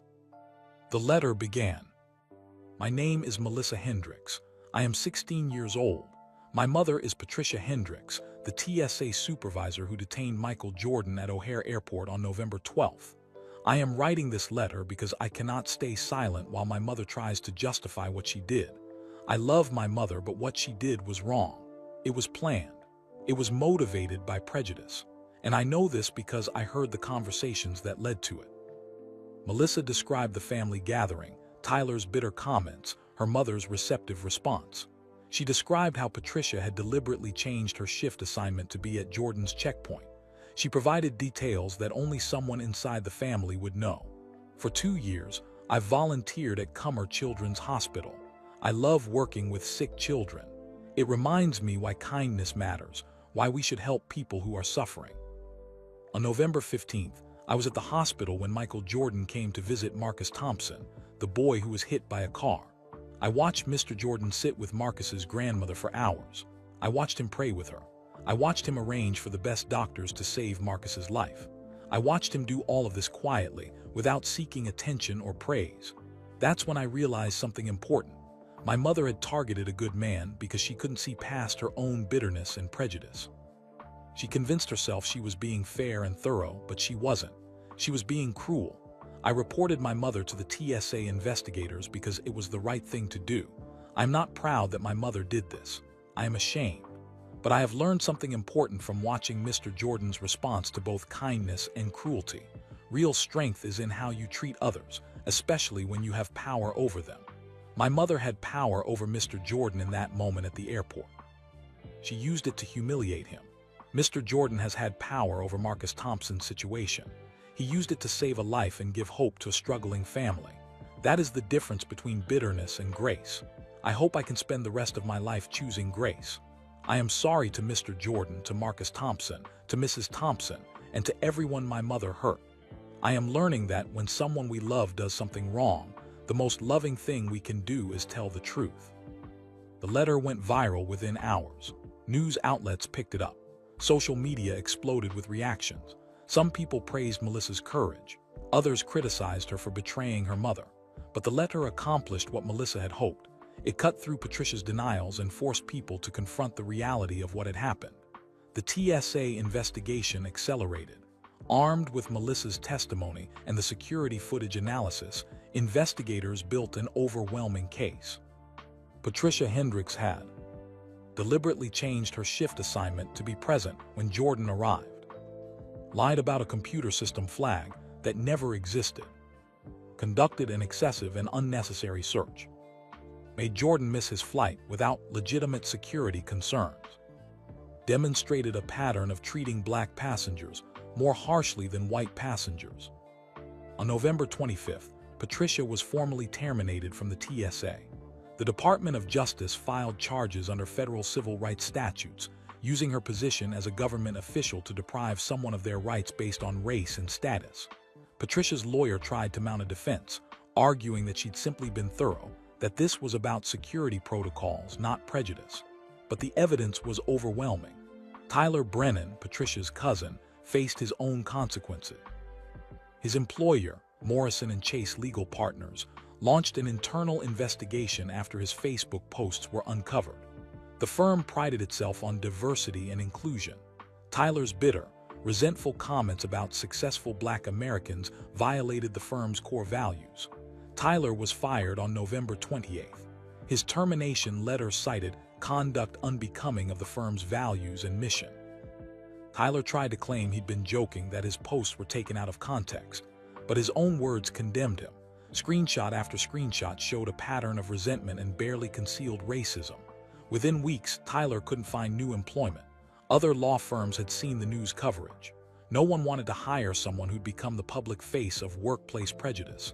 His wife, Karen, finally confronted him in their Naperville home. "You did this to yourself," she said quietly. "You let bitterness poison you until you couldn't see straight, and now our whole family is paying for it." Tyler had no response. For the first time in years, he was forced to look at himself honestly. What he saw made him sick. Meanwhile, Derek Martinez, the young TSA agent who tried to stop Patricia, was promoted to supervisor. Carol Washington, who documented Patricia's discriminatory patterns and intervened during the Jordan incident, received a commendation from TSA leadership. The TSA implemented new training protocols on implicit bias. They established clearer oversight procedures to prevent supervisors from abusing their authority. They created anonymous reporting systems for employees to report discriminatory behavior without fear of retaliation. Change came slowly, but it came. Patricia's legal case moved through the system. Her lawyer negotiated a plea agreement. Guilty plea to a misdemeanor civil rights violation, 2 years probation, 500 hours of community service, mandatory counseling on bias and prejudice, and a permanent ban from federal employment. Patricia accepted the plea on December 15th. Standing in federal court, she was required to make a statement of accountability. "I let my personal frustrations and biases affect my professional judgment," Patricia said, her voice flat and emotionless. "I targeted Mr. Jordan because of who he was, not because of any legitimate security concern. I was wrong. I apologize." The words were hollow, scripted by her lawyer. Patricia didn't sound genuinely remorseful. She sounded like someone reading lines to avoid worse punishment. Judge Catherine Morrison saw through it. "Ms. Hendricks," the judge said sternly, "you violated the trust placed in you as a federal officer. You used your position to humiliate someone because of prejudice you refuse to fully acknowledge. This court accepts your plea, but I want you to understand something. Your actions didn't just hurt Mr. Jordan. They hurt every TSA agent who does their job fairly. They hurt the credibility of an important security system. And they hurt your own daughter, who showed more integrity and courage than you have demonstrated here today." Patricia left the courthouse without speaking to reporters. Melissa wasn't there. She'd made it clear to her mother that their relationship was damaged, possibly beyond repair. "I still love you, Mom," Melissa had told Patricia the night before the hearing. "But I don't respect what you did, and I don't respect how you've refused to really face it. Until you do, I can't be around you." Those words hurt Patricia more than any legal punishment could. Losing her daughter's respect was a consequence she hadn't anticipated. Back in Chicago, Marcus Thompson continued his recovery at Cummer Children's Hospital. By late November, he'd been transferred out of the ICU to a regular pediatric room. The brain swelling was gone. His broken leg was healing. Physical therapy was painful but showing progress. Jordan visited 3 or 4 times a week. Sometimes he brought gifts. Sometimes he just sat and talked with Marcus about basketball, about school, about life. They watched old Bulls games together on Marcus's hospital room TV. "Mr. Jordan," Marcus asked one afternoon, "why did that lady at the airport do that to you?" Jordan thought carefully about how to answer. Marcus was only 11, but he was smart and observant. He deserved an honest response. "Some people," Jordan said slowly, "carry anger and bitterness inside them. They blame other people for their own unhappiness. That lady saw me and she didn't see a person. She saw someone she resented. She let that resentment control her actions." "But that's not fair," Marcus said. "No, it's not fair," Jordan agreed. "But Marcus, here's what I've learned. You can't control how people treat you. You can only control how you respond. That lady tried to humiliate me, tried to make me feel small, but I didn't let her. I kept my dignity. I stayed calm. And then I left that airport and came here to see you. I chose to focus on what mattered." Marcus nodded slowly. "Like how you chose to help me and Grandma instead of ignoring us." "Exactly," Jordan smiled. "We always have choices, Marcus. We can choose kindness or cruelty. We can choose to help or to hurt. The people who matter, the people who make a real difference, they choose kindness every time." On December 1st, Marcus was finally discharged from the hospital. He left in a wheelchair, his leg still in a cast, but he was alive and healing. Jordan arranged for a car to take Marcus and Rosa home, but home wasn't their old apartment in Inglewood anymore. Jordan had quietly arranged for them to move to a safer, better apartment in Hyde Park, closer to Marcus's new school. The rent was covered for a full year.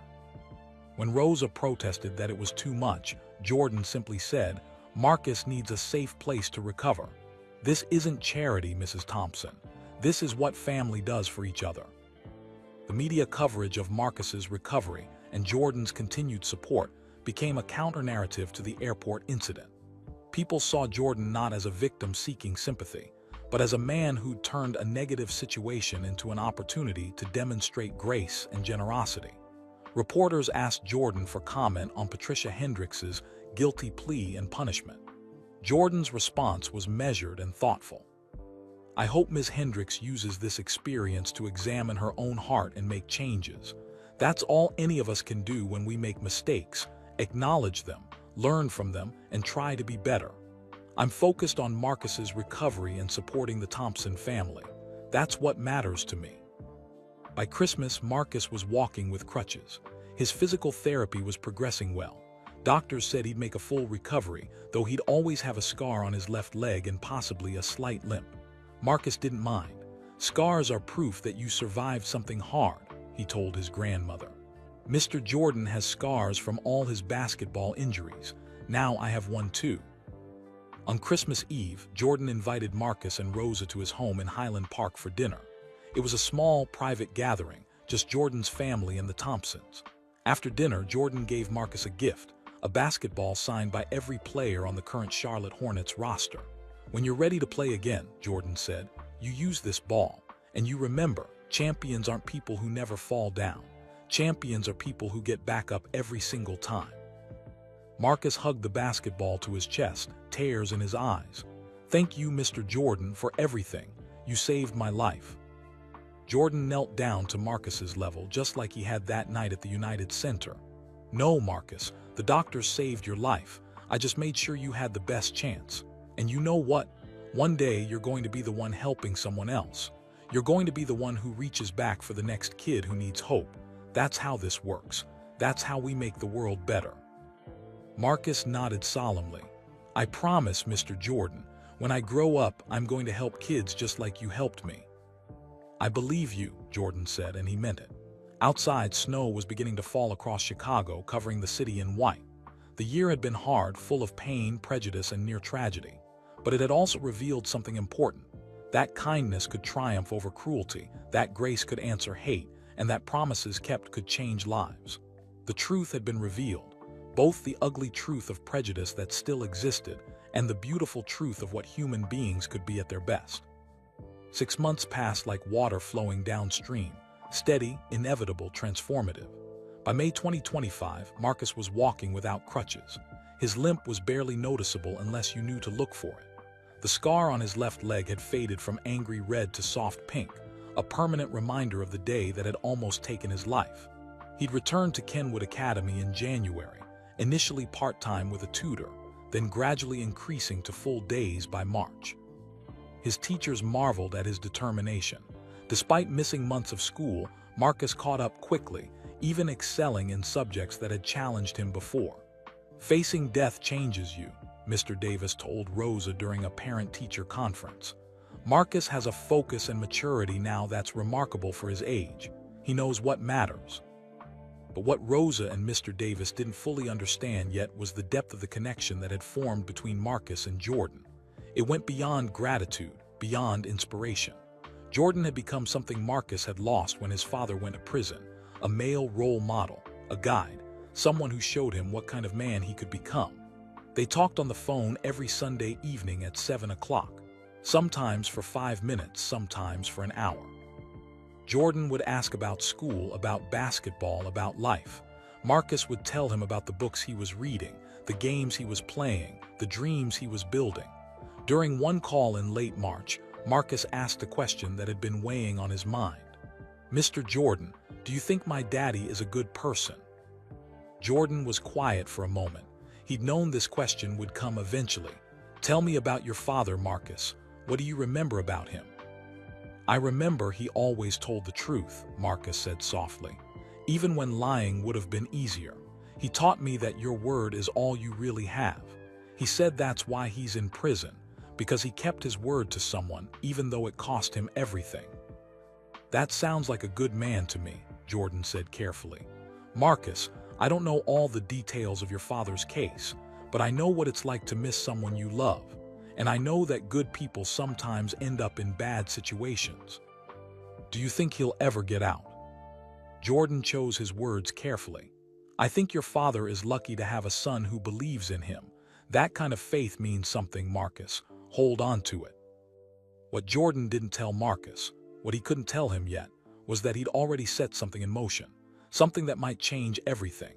Back in December, while Marcus was still recovering, Jordan had quietly hired David Kellerman, one of the top criminal defense attorneys in Illinois. Jordan asked Kellerman to review Jerome Thompson's case file from his 2018 conviction.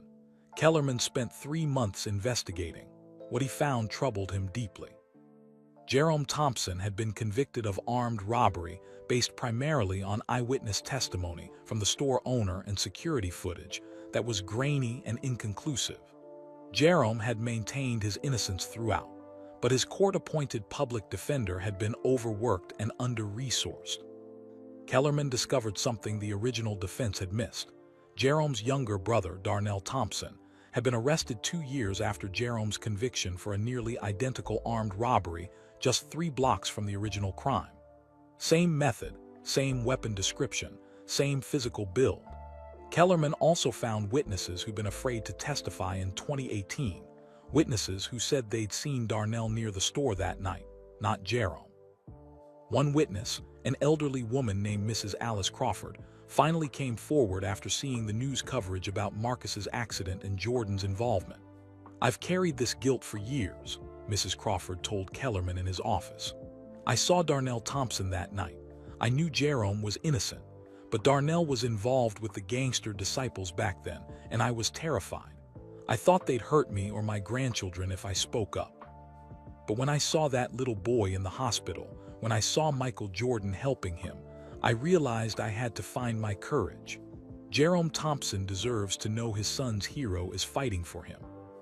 Kellerman filed a motion for post-conviction relief in March 2025, citing newly discovered evidence, ineffective assistance of counsel, and credible witnesses who could place Darnell at the scene instead of Jerome. The Cook County State's Attorney's Office agreed to review the case. The new evidence was compelling enough that they didn't oppose a hearing. Jordan followed every development, receiving weekly updates from Kellerman. But he told no one, not Marcus, not Rosa, not even his closest friends. He couldn't risk raising hopes that might be crushed if the appeal failed. Meanwhile, Marcus's basketball skills were returning. By April, he was playing pickup games at the Kenwood Academy gym. His coaches were amazed. The accident hadn't diminished his talent. If anything, he played with more intensity, more purpose. One Saturday afternoon in early May, Marcus was practicing three-pointers when his phone rang. It was Jordan. "Marcus, I need to ask you something important," Jordan said. "How would you feel about coming to Charlotte for a few days? There's a Hornets game I'd like you to attend, and I want to show you some things at our practice facility." Marcus's heart leaped. "Really? Are you serious?" "Completely serious. Talk to your grandmother. I'll arrange everything, flights, hotel, everything. You both deserve a break. What do you say?" Marcus could barely contain his excitement. Yes, Mr. Jordan, thank you." 2 weeks later, on May 17th, Marcus and Rosa boarded a flight to Charlotte. It was only Marcus's second time on an airplane. The first had been a school field trip to Washington, D.C. 3 years ago. Jordan had sent a car to pick them up at Charlotte Douglas International Airport. The driver, a friendly man named Raymond, drove them to the Ritz-Carlton in uptown Charlotte where Jordan had reserved a suite for them. "Mr. Jordan said to rest today," Raymond told them. "Tomorrow morning, he'll pick you up himself for breakfast. Then you'll see the Spectrum Center and watch the Hornets practice." That night, Marcus stood at the window of their hotel suite, looking out at the Charlotte skyline. "Grandma, is this really happening?" Rosa came and stood beside him, wrapping her arm around his shoulders. "It's happening, baby. You deserve good things, Marcus. Never forget that." The next morning, Jordan arrived at their hotel at 9 o'clock sharp, driving himself in a black SUV. Marcus couldn't believe it. Michael Jordan was personally picking them up, like a regular person. They went to a quiet breakfast place Jordan loved, a small restaurant called Amélie's French Bakery. Jordan wore sunglasses and a hat, keeping a low profile, and the staff respected his privacy. Over croissants and hot chocolate, Jordan asked Marcus about school, about his recovery, about his dreams. "I want to play college basketball," Marcus said, "and maybe professional if I'm good enough. But even if I'm not, I want to work with kids, help them the way you helped me." Jordan smiled. "That's a good goal, Marcus. The world needs more people who want to help, but I want you to remember something. Basketball is what you do, not who you are. Your character, your kindness, your determination, your integrity, that's who you are. Never forget the difference." After breakfast, they went to the Spectrum Center, home of the Charlotte Hornets. Marcus had seen it on TV countless times, but walking through those doors in person made his hands shake with excitement. Jordan gave them a complete tour: the locker rooms, the practice court, the weight room, even his private office. Marcus took in every detail, memorizing everything. During the Hornets' practice session, Jordan introduced Marcus to the players. Several of them had heard his story and treated him with warmth and respect. LaMelo Ball, one of the Hornets' star players, spent 20 minutes showing Marcus some dribbling techniques. "Keep working hard, little man," LaMelo said. "You've got heart. That's the most important thing." But the real surprise came after practice ended. Jordan led Marcus and Rosa to a private conference room in the arena. Marcus noticed his grandmother seemed nervous, like she knew something he didn't. "Marcus," Jordan said, sitting down across from him, "I need to talk to you about your father." Marcus's stomach dropped. He suddenly felt cold. "Is he okay? Did something happen?" "He's fine," Jordan said quickly, reassuringly. "In fact, he's better than fine. Marcus, I want to tell you something I've been working on for the past 6 months." Jordan explained everything. Hiring Kellerman, the investigation, the new evidence, Mrs. Crawford's testimony, Darnell's subsequent arrest. Marcus listened with wide eyes, barely breathing. "There's going to be a hearing on June 20th, Jordan continued. "The judge is going to review all the new evidence. Marcus, I can't make any promises about how it will turn out. The legal system is complicated, but your father's attorney believes we have a very strong case." Marcus's eyes filled with tears. "You've been helping my daddy this whole time." "Your father kept a promise once," Jordan said quietly. "He protected his brother even though it cost him his freedom. That's the kind of loyalty and integrity that matters. When I learned about his case, I knew I had to try to help. Champions help each other, remember." Marcus couldn't speak. He just launched himself across the table into Jordan's arms, sobbing into his shoulder. Rosa was crying too, clutching a tissue, overwhelmed by gratitude and hope she'd been afraid to feel. "Why?" Marcus finally managed to ask. "Why are you doing all this for us?" Jordan held Marcus at arm's length, looking directly into his eyes. "You want the real answer, Marcus, the complete truth." Marcus nodded. 30 years ago, when my father was murdered, I was drowning in grief and anger. During that terrible time, I received hundreds of condolence letters. Most of them I couldn't read. They hurt too much. But there was one letter that stayed with me. It was from a young public defender in Chicago who just started his career. His name was Jerome Thompson. Marcus gasped. Rosa's hand flew to her mouth. "Your father wrote to me about loss, about justice, about not letting tragedy define you," Jordan continued. "He wrote about his commitment to fighting for people who couldn't fight for themselves. That letter helped me, Marcus. At a time when I felt completely alone, your father's words gave me strength." Jordan pulled a worn envelope from his jacket pocket. It was yellowed with age, the edges soft from being handled many times over the years. "I kept this letter for 30 years, Jordan said, handing it to Marcus. "I never forgot it. When my team did a background check on you before the United Center game, standard security procedure for courtside ticket recipients, they discovered that you were Jerome Thompson's son. The same Jerome Thompson who wrote me that letter. The same man who was now in prison." Marcus opened the envelope with trembling hands. Inside was a handwritten letter dated August 1993, addressed to Michael Jordan. Marcus recognized his father's handwriting immediately, the same careful script from the letters Jerome sent him from prison. "Dear Mr. Jordan," the letter began, "I am writing to express my deepest condolences for the loss of your father." Marcus read the entire letter, tears streaming down his face. His father's words were compassionate, thoughtful, wise. This was the man Marcus remembered, the man who taught him about integrity, about keeping promises, about fighting for what's right. "So you see, Marcus," Jordan said gently, "when you called out to me at the United Center that night, when I saw your face and heard your name, I already knew who you were.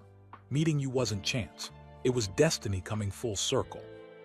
Your father helped me when I needed it, even though he didn't know me personally. Now I get to help his son.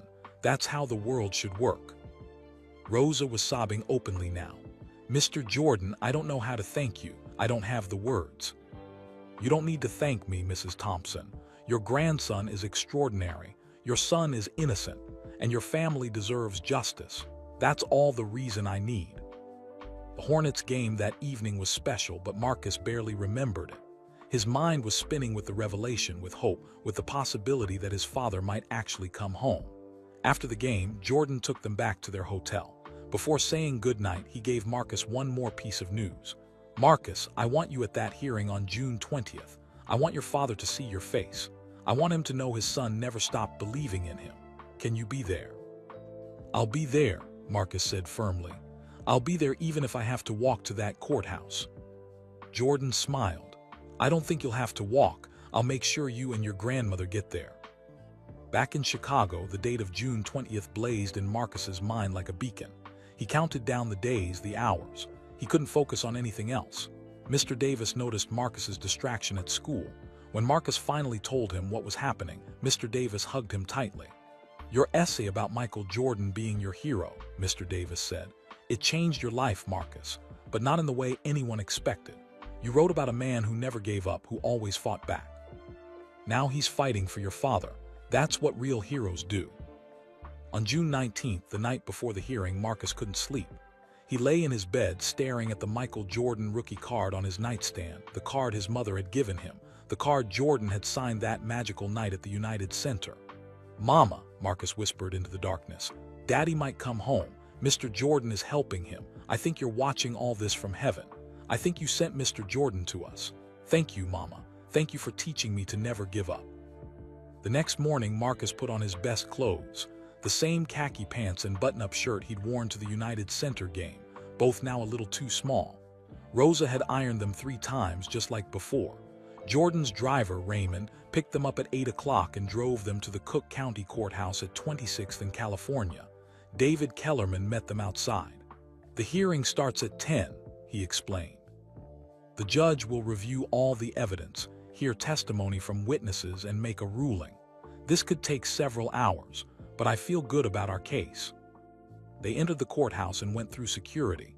As they walked down the hallway toward the courtroom, Marcus saw someone he hadn't seen in person for 6 years, his father.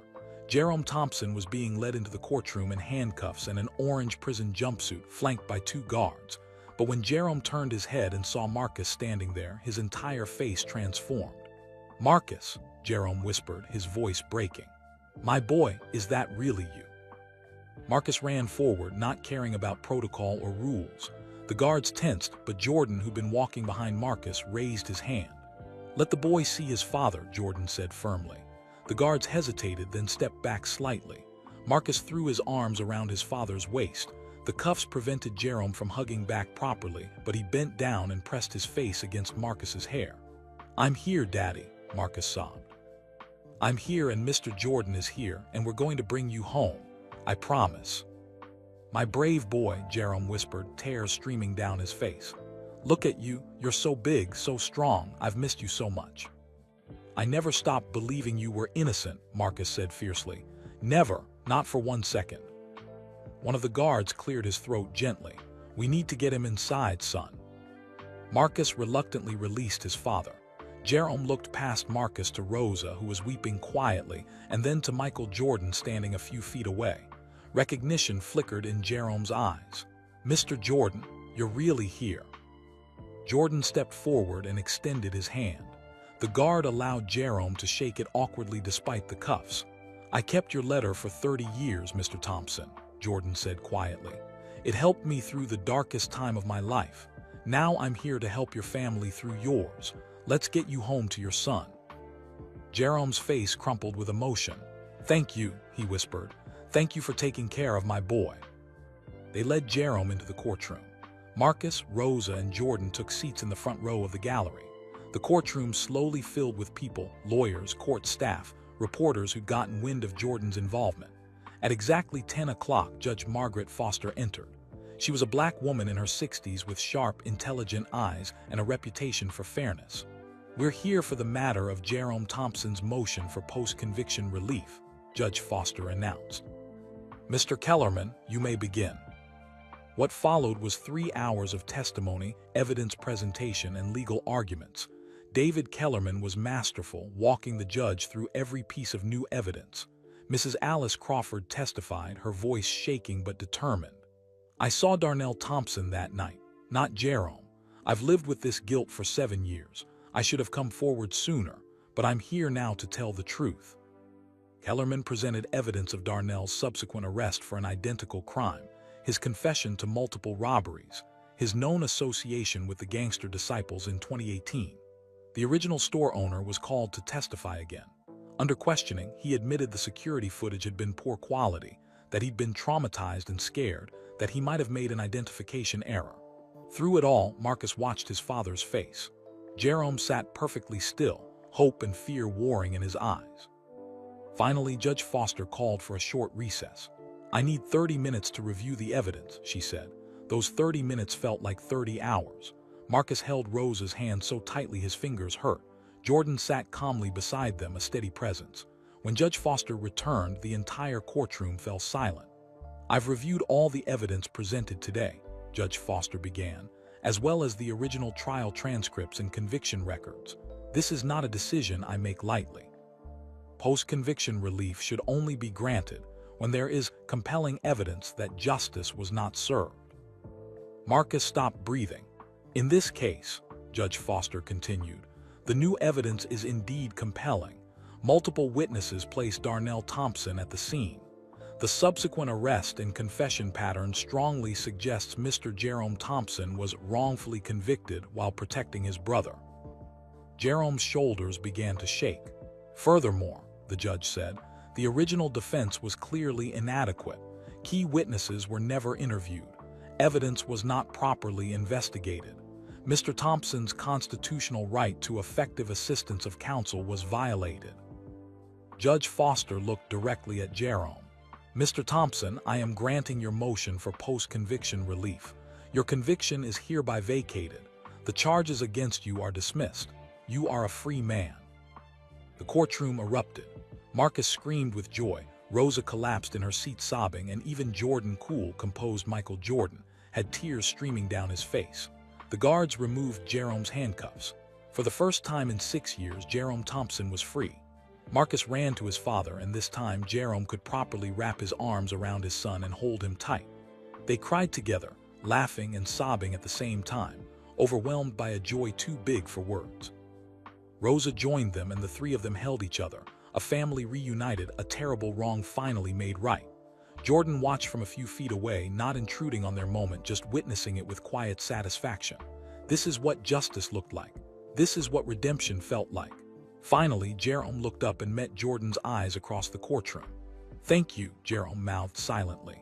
Jordan nodded, a small smile on his face. The circle was complete. A letter written 30 years ago in grief had led to this moment. A promise kept had changed 3 lives forever. Outside the courthouse, reporters swarmed. But Jordan's security team created a barrier, giving the Thompson family space. Jordan spoke to the press briefly. "Today justice was served. An innocent man is free because brave people told the truth and because our legal system worked the way it's supposed to work. That's all I have to say." Then he turned and walked back to where the Thompsons were standing, still holding each other like they were afraid to let go. "Mr. Thompson," Jordan said, "I'd be honored if you and your family would join me for dinner tonight. We have 30 years of conversation to catch up on."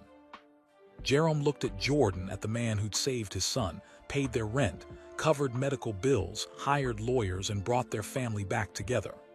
"The honor would be mine, Mr. Jordan," Jerome said, his voice thick with emotion. "The honor would be mine." That evening, they gathered at a private dining room in one of Charlotte's finest restaurants. Jordan had flown the Thompson family down on his private jet that afternoon. Jerome's first time flying since before his incarceration. Jerome sat at the table wearing clothes Jordan's assistant had purchased for him that afternoon, a simple button-down shirt and slacks. He kept touching the fabric like he couldn't believe he was wearing civilian clothes again. "I dreamed about this moment," Jerome said quietly, looking around at his family. "Every single day for 6 years, I dreamed about sitting at a table with my mother and my son, eating a meal as a free man. I never thought it would actually happen." Rosa reached across the table and squeezed her son's hand. "You're home now, baby. You're really home." Marcus sat beside his father, unable to stop smiling. He'd barely let go of Jerome's arm since they'd left the courthouse. Every few minutes, he'd reach over and touch his father's shoulder, just to make sure he was real. Jordan watched them with quiet satisfaction. This was why wealth and influence mattered, not for private jets or luxury cars, but for moments like this. For the ability to right wrongs and reunite families. "Mr. Jordan," Jerome said, turning to face him directly, "I need you to understand something. That letter I wrote you in 1993, I was just a young lawyer trying to offer comfort to someone who was suffering. I never imagined it would matter that you'd even read it, let alone remember it." "But it did matter," Jordan said firmly. "Words have power, Jerome. Your words reminded me that grief doesn't have to destroy us, that we can honor the people we've lost by living with integrity. I needed to hear that message exactly when you sent it." Jerome shook his head in wonder. "And now, 30 years later, you've given me back my life. You've taken care of my son, supported my mother, and hired the best lawyers money could buy. How do I ever repay something like that?" "You don't repay it," Jordan said simply. "You pay it forward. You be the father Marcus needs. You rebuild your legal career and fight for other people who can't fight for themselves. You take this second chance and make it count. That's all the payment I need." The waiter brought their meals, and they ate while Jerome asked Marcus hundreds of questions about school, about basketball, about the past 6 years. Marcus told him everything, about losing his mother, about the eviction scare, about the accident, about Jordan's constant support. "Your mama would be so proud of you," Jerome said, his voice breaking. "The way you've handled everything, the man you're becoming. She's watching from heaven, Marcus, and she's smiling." After dinner, Jordan had one more surprise. He'd arranged for them to stay at his home in Charlotte for the weekend. He wanted to give Jerome time to adjust to freedom, surrounded by people who cared about him before returning to Chicago. That night in one of Jordan's guest rooms, Jerome tucked Marcus into bed for the first time in 6 years.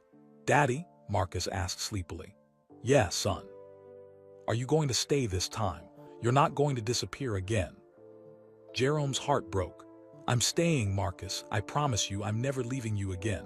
What happened before wasn't my choice, but from now on I'm here, always." Marcus smiled and closed his eyes, finally at peace. Jerome sat on the edge of the bed for a long time after Marcus fell asleep, just watching his son breathe, thanking God for miracles and Michael Jordan. Downstairs, Jordan and Rosa sat on the back patio, looking out at the Charlotte skyline. "My grandson used to pray every night for his father to come home," Rosa said softly. Even when I told him to be realistic, to accept that Jerome might never be free, Marcus refused to stop believing. "That boy has more faith than anyone I've ever known." "Faith like that changes the world," Jordan said. "Marcus is special, Rosa. He's going to do important things with his life." "Because of you," Rosa said, turning to look at Jordan. "None of this would have happened without you." Jordan shook his head. "I just opened some doors, Rosa. Marcus walked through them. His courage, his determination, his character, those things were already there. I just helped give them room to grow." Over the weekend, Jordan spent hours talking with Jerome about his future. The legal community in Chicago was already expressing interest in Jerome's case. Several advocacy organizations had reached out about hiring him to work on wrongful conviction cases. "You have first-hand experience now," Jordan pointed out. "You know what it's like to be wrongfully imprisoned. That makes you uniquely qualified to help others in the same situation." Jerome's eyes lit up with purpose. "I could do that. I could really make a difference." "You already have," Jordan said. "That letter you wrote me 30 years ago made a difference. Now imagine how many more lives you can touch." On Sunday evening, before they flew back to Chicago, Jordan gathered the Thompson family in his living room. "I have one more thing I want to discuss," Jordan said. "Marcus, your scholarship to Kenwood Academy runs through high school, but I want you to know that the Jordan brand is establishing a full college scholarship for you. Any university you want to attend, any major you want to pursue, it's covered. All of it." Marcus's mouth fell open. "Any college, really?" "Really?" Jordan confirmed. "And Jerome, I've spoken with some colleagues in Chicago's legal community. There's a position waiting for you at the Innocence Project's Illinois office. They want you to help lead their wrongful conviction investigations. The salary is good and the work is meaningful." Jerome looked stunned. "Mr. Jordan, I don't know what to say." "Say yes," Jordan smiled. "Say you're going to take this second chance and use it to help others who are where you were. Say you're going to be the father Marcus deserves and the lawyer you were meant to be." "Yes," Jerome said, his voice firm with conviction. "Yes to all of it. I won't let you down, Mr. Jordan. I won't let my family down." "I know you won't," Jordan said. "That's why I'm investing in you." They flew back to Chicago that night. Jordan arranged for Jerome to stay in the Hyde Park apartment with Rosa and Marcus. The three of them would rebuild their family together in that safe, comfortable space. Over the following weeks, Jerome started his new job at the Innocence Project. His story, from wrongful conviction to exoneration to becoming an advocate for others, inspired everyone he worked with. He threw himself into the work with passionate dedication, driven by the memory of those 6 years behind bars. Marcus finished 5th grade with straight A's. His basketball skills continued to improve, and his coach predicted he'd make the varsity team when he reached high school. But more importantly, Marcus had become a leader at school. He started a mentoring program where older students helped younger kids who were struggling with difficult home situations. He called it Champions Help Each Other, inspired by Jordan's words. "My hero taught me that real strength is using your power to lift others up," Marcus told his classmates at the program's launch. "We all have power, even if it's just the power to be kind, to listen, to help. Let's use it." The story of Michael Jordan, Marcus Thompson, and the airport incident became more than just news. It became a teaching moment. Schools across the country used it to discuss prejudice, integrity, and justice. Patricia Hendricks completed her community service at a homeless shelter in Chicago, working alongside people whose struggles humbled her. The mandatory counseling slowly began to chip away at the bitterness she'd carried for so long. She'd lost her job, her reputation, and her daughter's respect. But in that loss, she was finally forced to confront the poison in her own heart. Tyler Brennan moved to a smaller town in Wisconsin, working a modest job at a local insurance company. He'd lost his career, his status, and his confidence. But like Patricia, he was beginning the long, painful work of examining his own prejudices and biases. Melissa Hendricks graduated from high school with honors and enrolled in nursing school. She maintained minimal contact with her mother, though she sent occasional text messages letting Patricia know she was okay. The relationship was damaged, but perhaps not beyond eventual repair. Derek Martinez, the young TSA agent who tried to stop Patricia, became an outspoken advocate for bias training in federal agencies.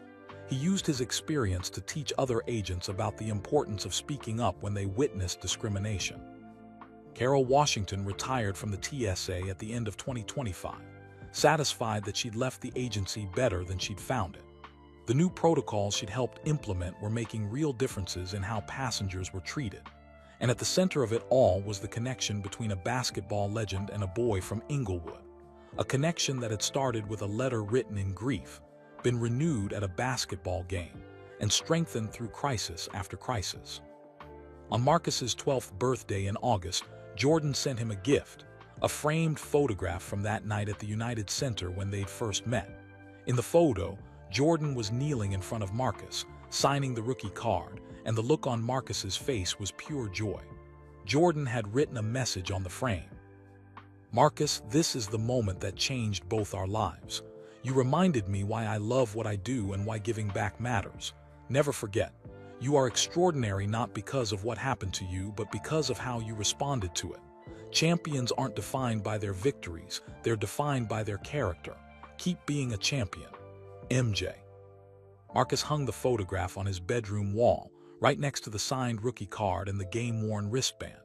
These weren't just memorabilia, they were reminders of promises kept, of dignity maintained, of grace given and received. That September, Marcus started 6th grade with his father walking him to school on the first day. Jerome held Marcus's hand the whole way, making up for the years of first days he'd missed. "You know what Mr. Jordan told me," Jerome said as they approached the school. "He said the best way to honor the people who help us is to become the kind of people who help others. So that's what we're going to do, Marcus. We're going to spend the rest of our lives reaching back for other families who need what we needed." Marcus nodded seriously. "That's what champions do, Daddy. Champions help each other." As Marcus walked into school that morning, he carried himself differently than he had a year ago. He'd faced homelessness, near death, and watched his hero be humiliated. Yet he'd emerged stronger, kinder, more determined than ever. He understood now what Jordan had been trying to teach him all along, that being a champion wasn't about athletic ability or fame or wealth. It was about integrity, about keeping promises, about using whatever power you had to make the world a little better, a little kinder, a little more just. The airport incident had revealed ugly truths about prejudice and abuse of power, but it had also revealed beautiful truths about human resilience, about the connections that bind us together, about the power of one person choosing kindness in the face of cruelty. Michael Jordan could have responded to Patricia Hendricks with anger and demands for harsh punishment. Instead, he responded with grace and focus on what mattered, saving Marcus's life and reuniting a family torn apart by injustice. That choice, to respond to hate with love, to cruelty with kindness, to prejudice with grace, became the real story. Not the detention at the airport, but what came after. Not the injustice, but the justice that followed. Years later, when people remembered this story, they wouldn't remember Patricia Hendricks' name or Tyler Brennan's bitter Facebook posts. They'd remember a boy named Marcus Thompson, who never stopped believing in his father. They'd remember a man named Jerome Thompson, who kept his integrity even when it cost him everything. They'd remember a grandmother named Rosa who sacrificed everything for her grandson. And they'd remember Michael Jordan, not for his championships or his shoes or his fame, but for keeping a promise to an 11-year-old boy from Inglewood who called out to him during a timeout at a basketball game. That promise, "When you need help, you call on me," had changed 3 lives forever.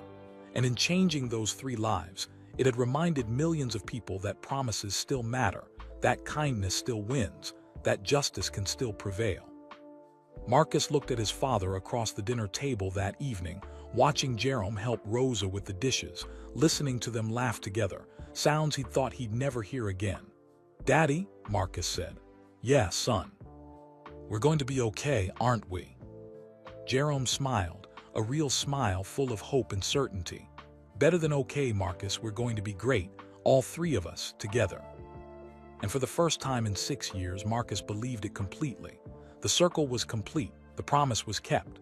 The game was won not on a basketball court, but in the courtroom, at the hospital, in the quiet moments of grace that changed everything. This was the final score: love over hate, justice over injustice, grace over bitterness, hope over despair. And in the end, that was the greatest victory of all. 8 years later, June 2033. Marcus Thompson stood in the entrance tunnel of Cameron Indoor Stadium at Duke University, adjusting his graduation cap for the 3rd time.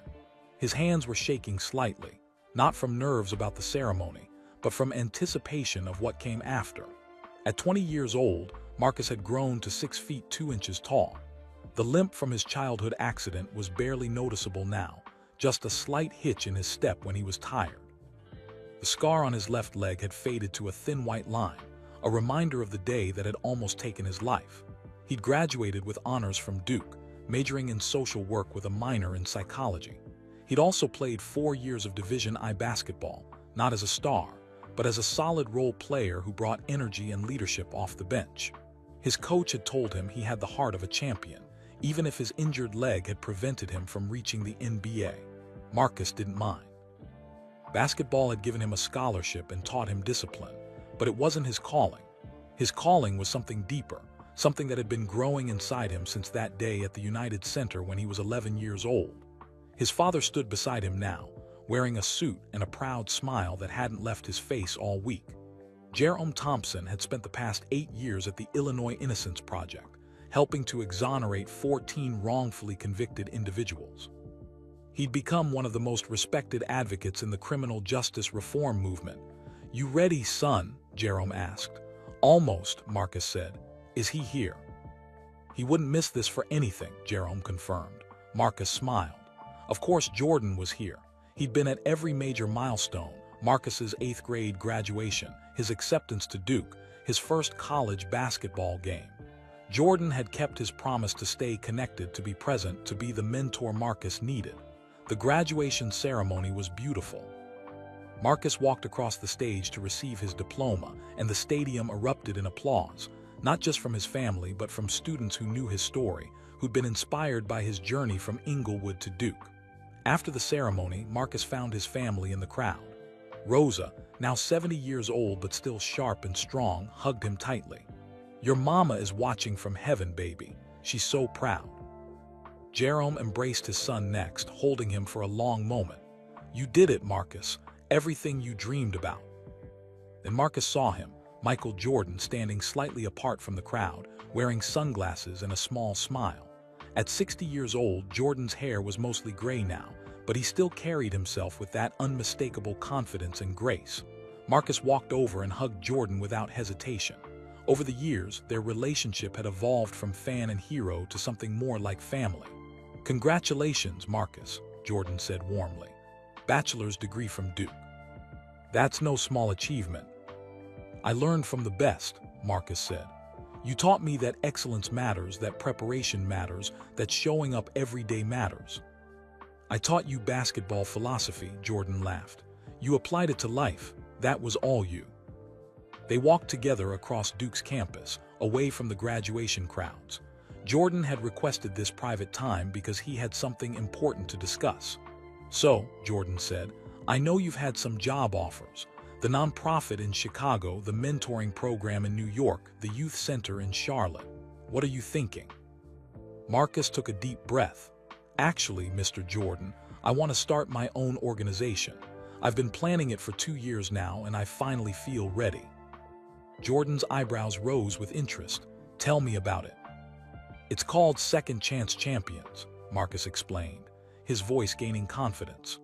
"We'd work with kids in Chicago who have parents in prison, helping them with tutoring, mentoring, college prep, and emotional support.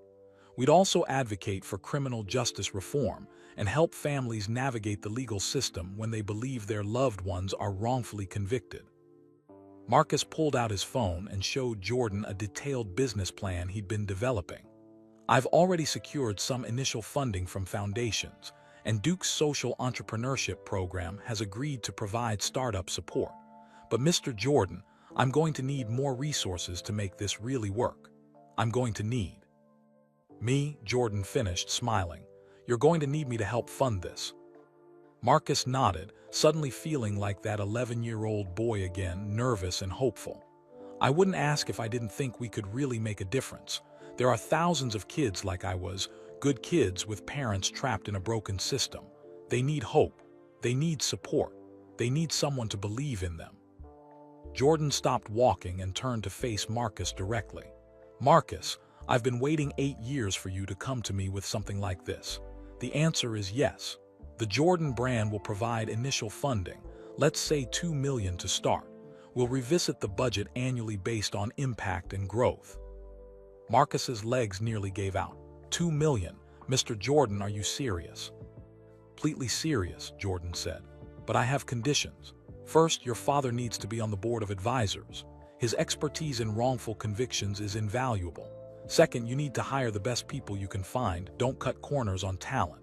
Third, I want quarterly reports on outcomes and impact.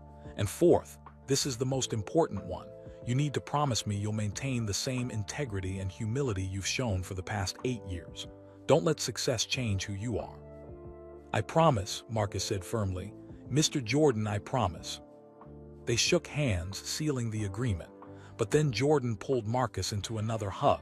"Your mother would be so proud," Jordan said quietly. "You're going to help so many kids, Marcus. You're going to change lives the way your life was changed." That evening, there was a private celebration dinner at a restaurant near Duke's campus. Jerome, Rosa, and several of Marcus's close friends joined them. Jordan gave a toast that brought everyone to tears. "I met Marcus Thompson 9 years ago at a basketball game," Jordan began. "He was just a kid from Inglewood with a dream and a worn basketball card. But I saw something in him that night. A light, a determination, a goodness that couldn't be dimmed by poverty or loss or hardship." Jordan looked directly at Marcus. "Over these past 9 years, I've watched you face challenges that would have broken most people. You nearly lost your home. You nearly lost your life. You spent years separated from your father, but through it all, you never became bitter. You never blamed the world. You just kept working, kept believing, kept growing. Now you're about to start an organization that will help thousands of kids who are where you once were. Marcus, you're not just making your mother proud, you're making all of us proud. You're proof that one person really can change the world, one life at a time." Everyone raised their glasses. "To Marcus Thompson," Jordan said, "champion on and off the court." "To Marcus," everyone echoed. Later that night, Marcus walked with his father back to their hotel. The Duke campus was quiet, lit by street lamps and stars. "Dad," Marcus said, "do you ever think about those 6 years you lost? Do you ever feel angry about what was taken from you?" Jerome was quiet for a moment. "I used to feel angry," he admitted. "But then I realized something. Those 6 years taught me empathy I never would have learned otherwise. They gave me a mission, to fight for people who can't fight for themselves. And they brought Michael Jordan into our lives, which changed everything for you." Jerome stopped walking and put his hand on Marcus's shoulder. "I wouldn't choose to go through it again, but I also can't regret it because it made us who we are. It gave you a story that will inspire others. It showed both of us that redemption is possible, that justice can prevail, that good people still exist in this world." Marcus nodded, understanding. "Mr. Jordan kept his promise to me. Now I'm going to keep my promise to him and to all those kids who need someone to believe in them." "That's my boy," Jerome said proudly. 3 months later, in September 2033, Second Chance Champions officially opened its doors in a renovated building in Chicago's Bronzeville neighborhood, not far from Inglewood, but in a slightly safer area with better access to transportation. The opening day ceremony was packed. Local politicians, community leaders, formerly incarcerated individuals, and dozens of children with parents in prison all attended. Michael Jordan was there, of course, along with Jerome and Rosa. Marcus stood at the podium to address the crowd. He wore a suit but also the game-worn wristband Jordan had given him 12 years ago, a reminder of where he'd come from and who had helped him get here. "My name is Marcus Thompson," he began, his voice steady and strong. "When I was 11 years old, my grandmother and I were about to be evicted from our apartment. My father was wrongfully imprisoned. My mother had died from cancer. I felt hopeless and scared. But then something amazing happened. My hero kept a promise to me." Marcus told his story, all of it, the essay about Michael Jordan, the magical night at the United Center, the eviction crisis, the accident that nearly killed him, Jordan's intervention and his father's eventual exoneration. He left nothing out. "I'm not special because I met Michael Jordan," Marcus said. "I'm not special because I survived an accident or graduated from Duke. I'm only special because people believed in me when I needed it most. They invested in me. They refused to give up on me." He gestured to the building around them. "Second Chance Champions exists because I believe every child deserves what I received: hope, support, and someone who refuses to give up on them. If your parent is in prison, that doesn't define you. If you live in poverty, that doesn't limit you. If the world has told you that you don't matter, I'm here to tell you that you do." Marcus's voice grew stronger, more passionate. "We're going to provide tutoring, mentoring, college prep, and family support services, all completely free. We're going to fight for criminal justice reform. We're going to advocate for children who have no voice.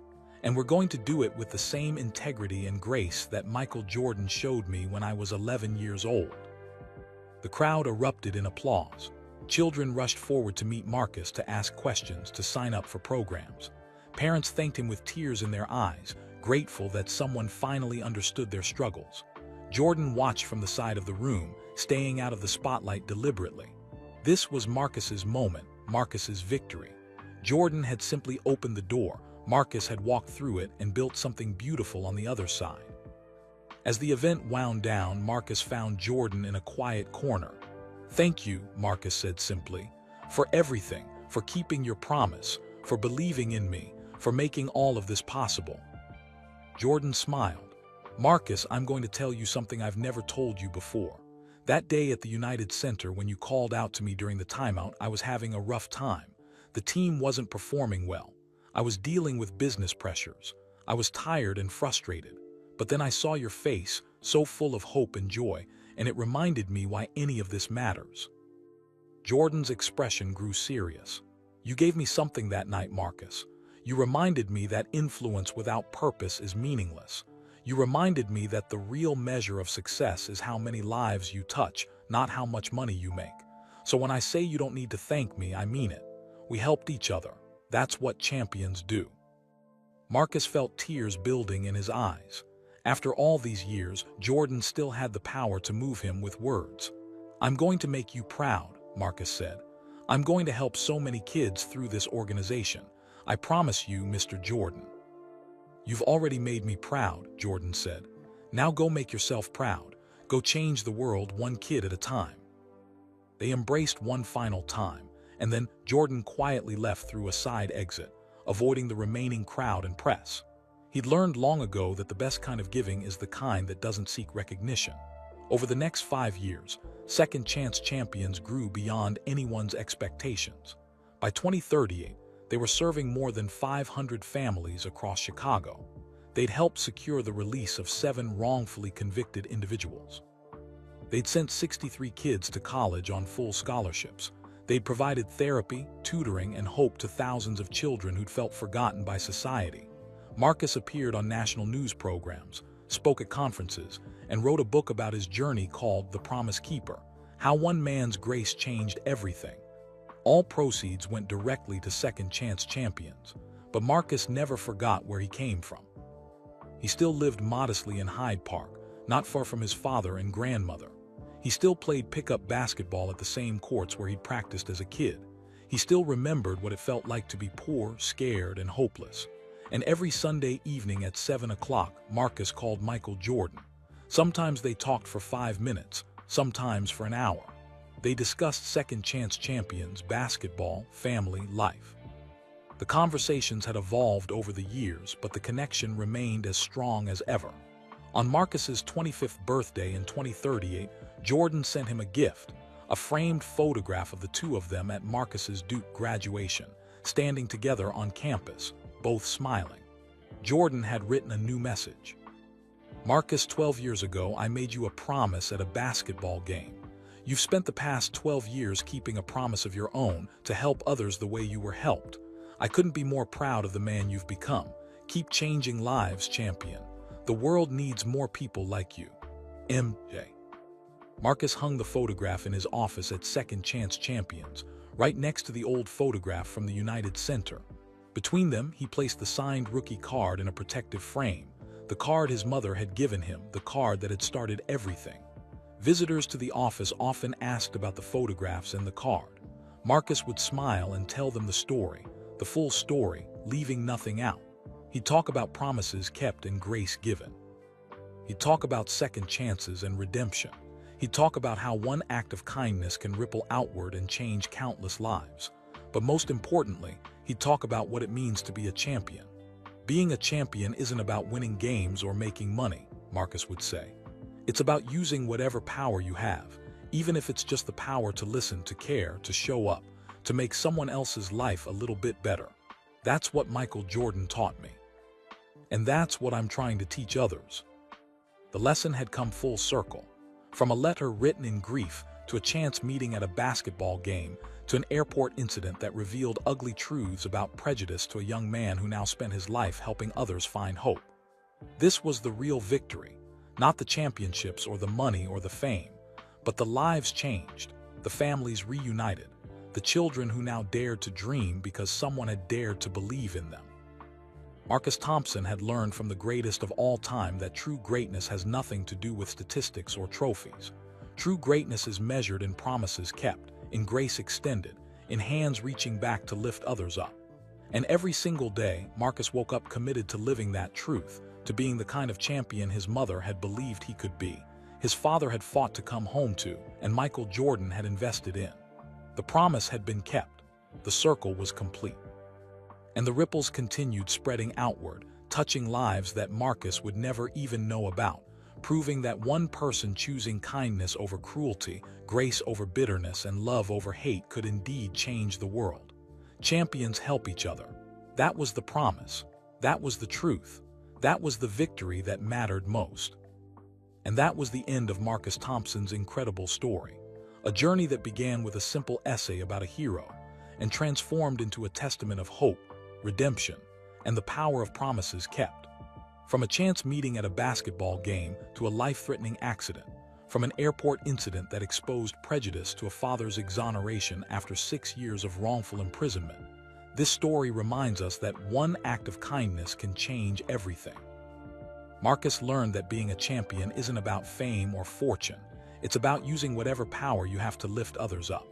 Michael Jordan showed the world that true greatness is measured not in trophies, but in lives touched and promises kept. So, where are you listening from? Drop a comment below and let us know what part of the world you're in. We'd love to hear from you. If this story moved you, please hit that like button. It really helps us reach more people who need to hear stories like this. And don't forget to subscribe to our channel for more inspiring, emotional, and thought-provoking stories that celebrate the best of humanity. Most importantly, share this video with your friends and family. In a world that often feels divided, stories like Marcus and Michael's remind us that kindness still matters, that justice can prevail, and that one person's compassion can create ripples that change countless lives. Spread kindness, spread awareness, spread hope. Until next time, remember, champions help each other,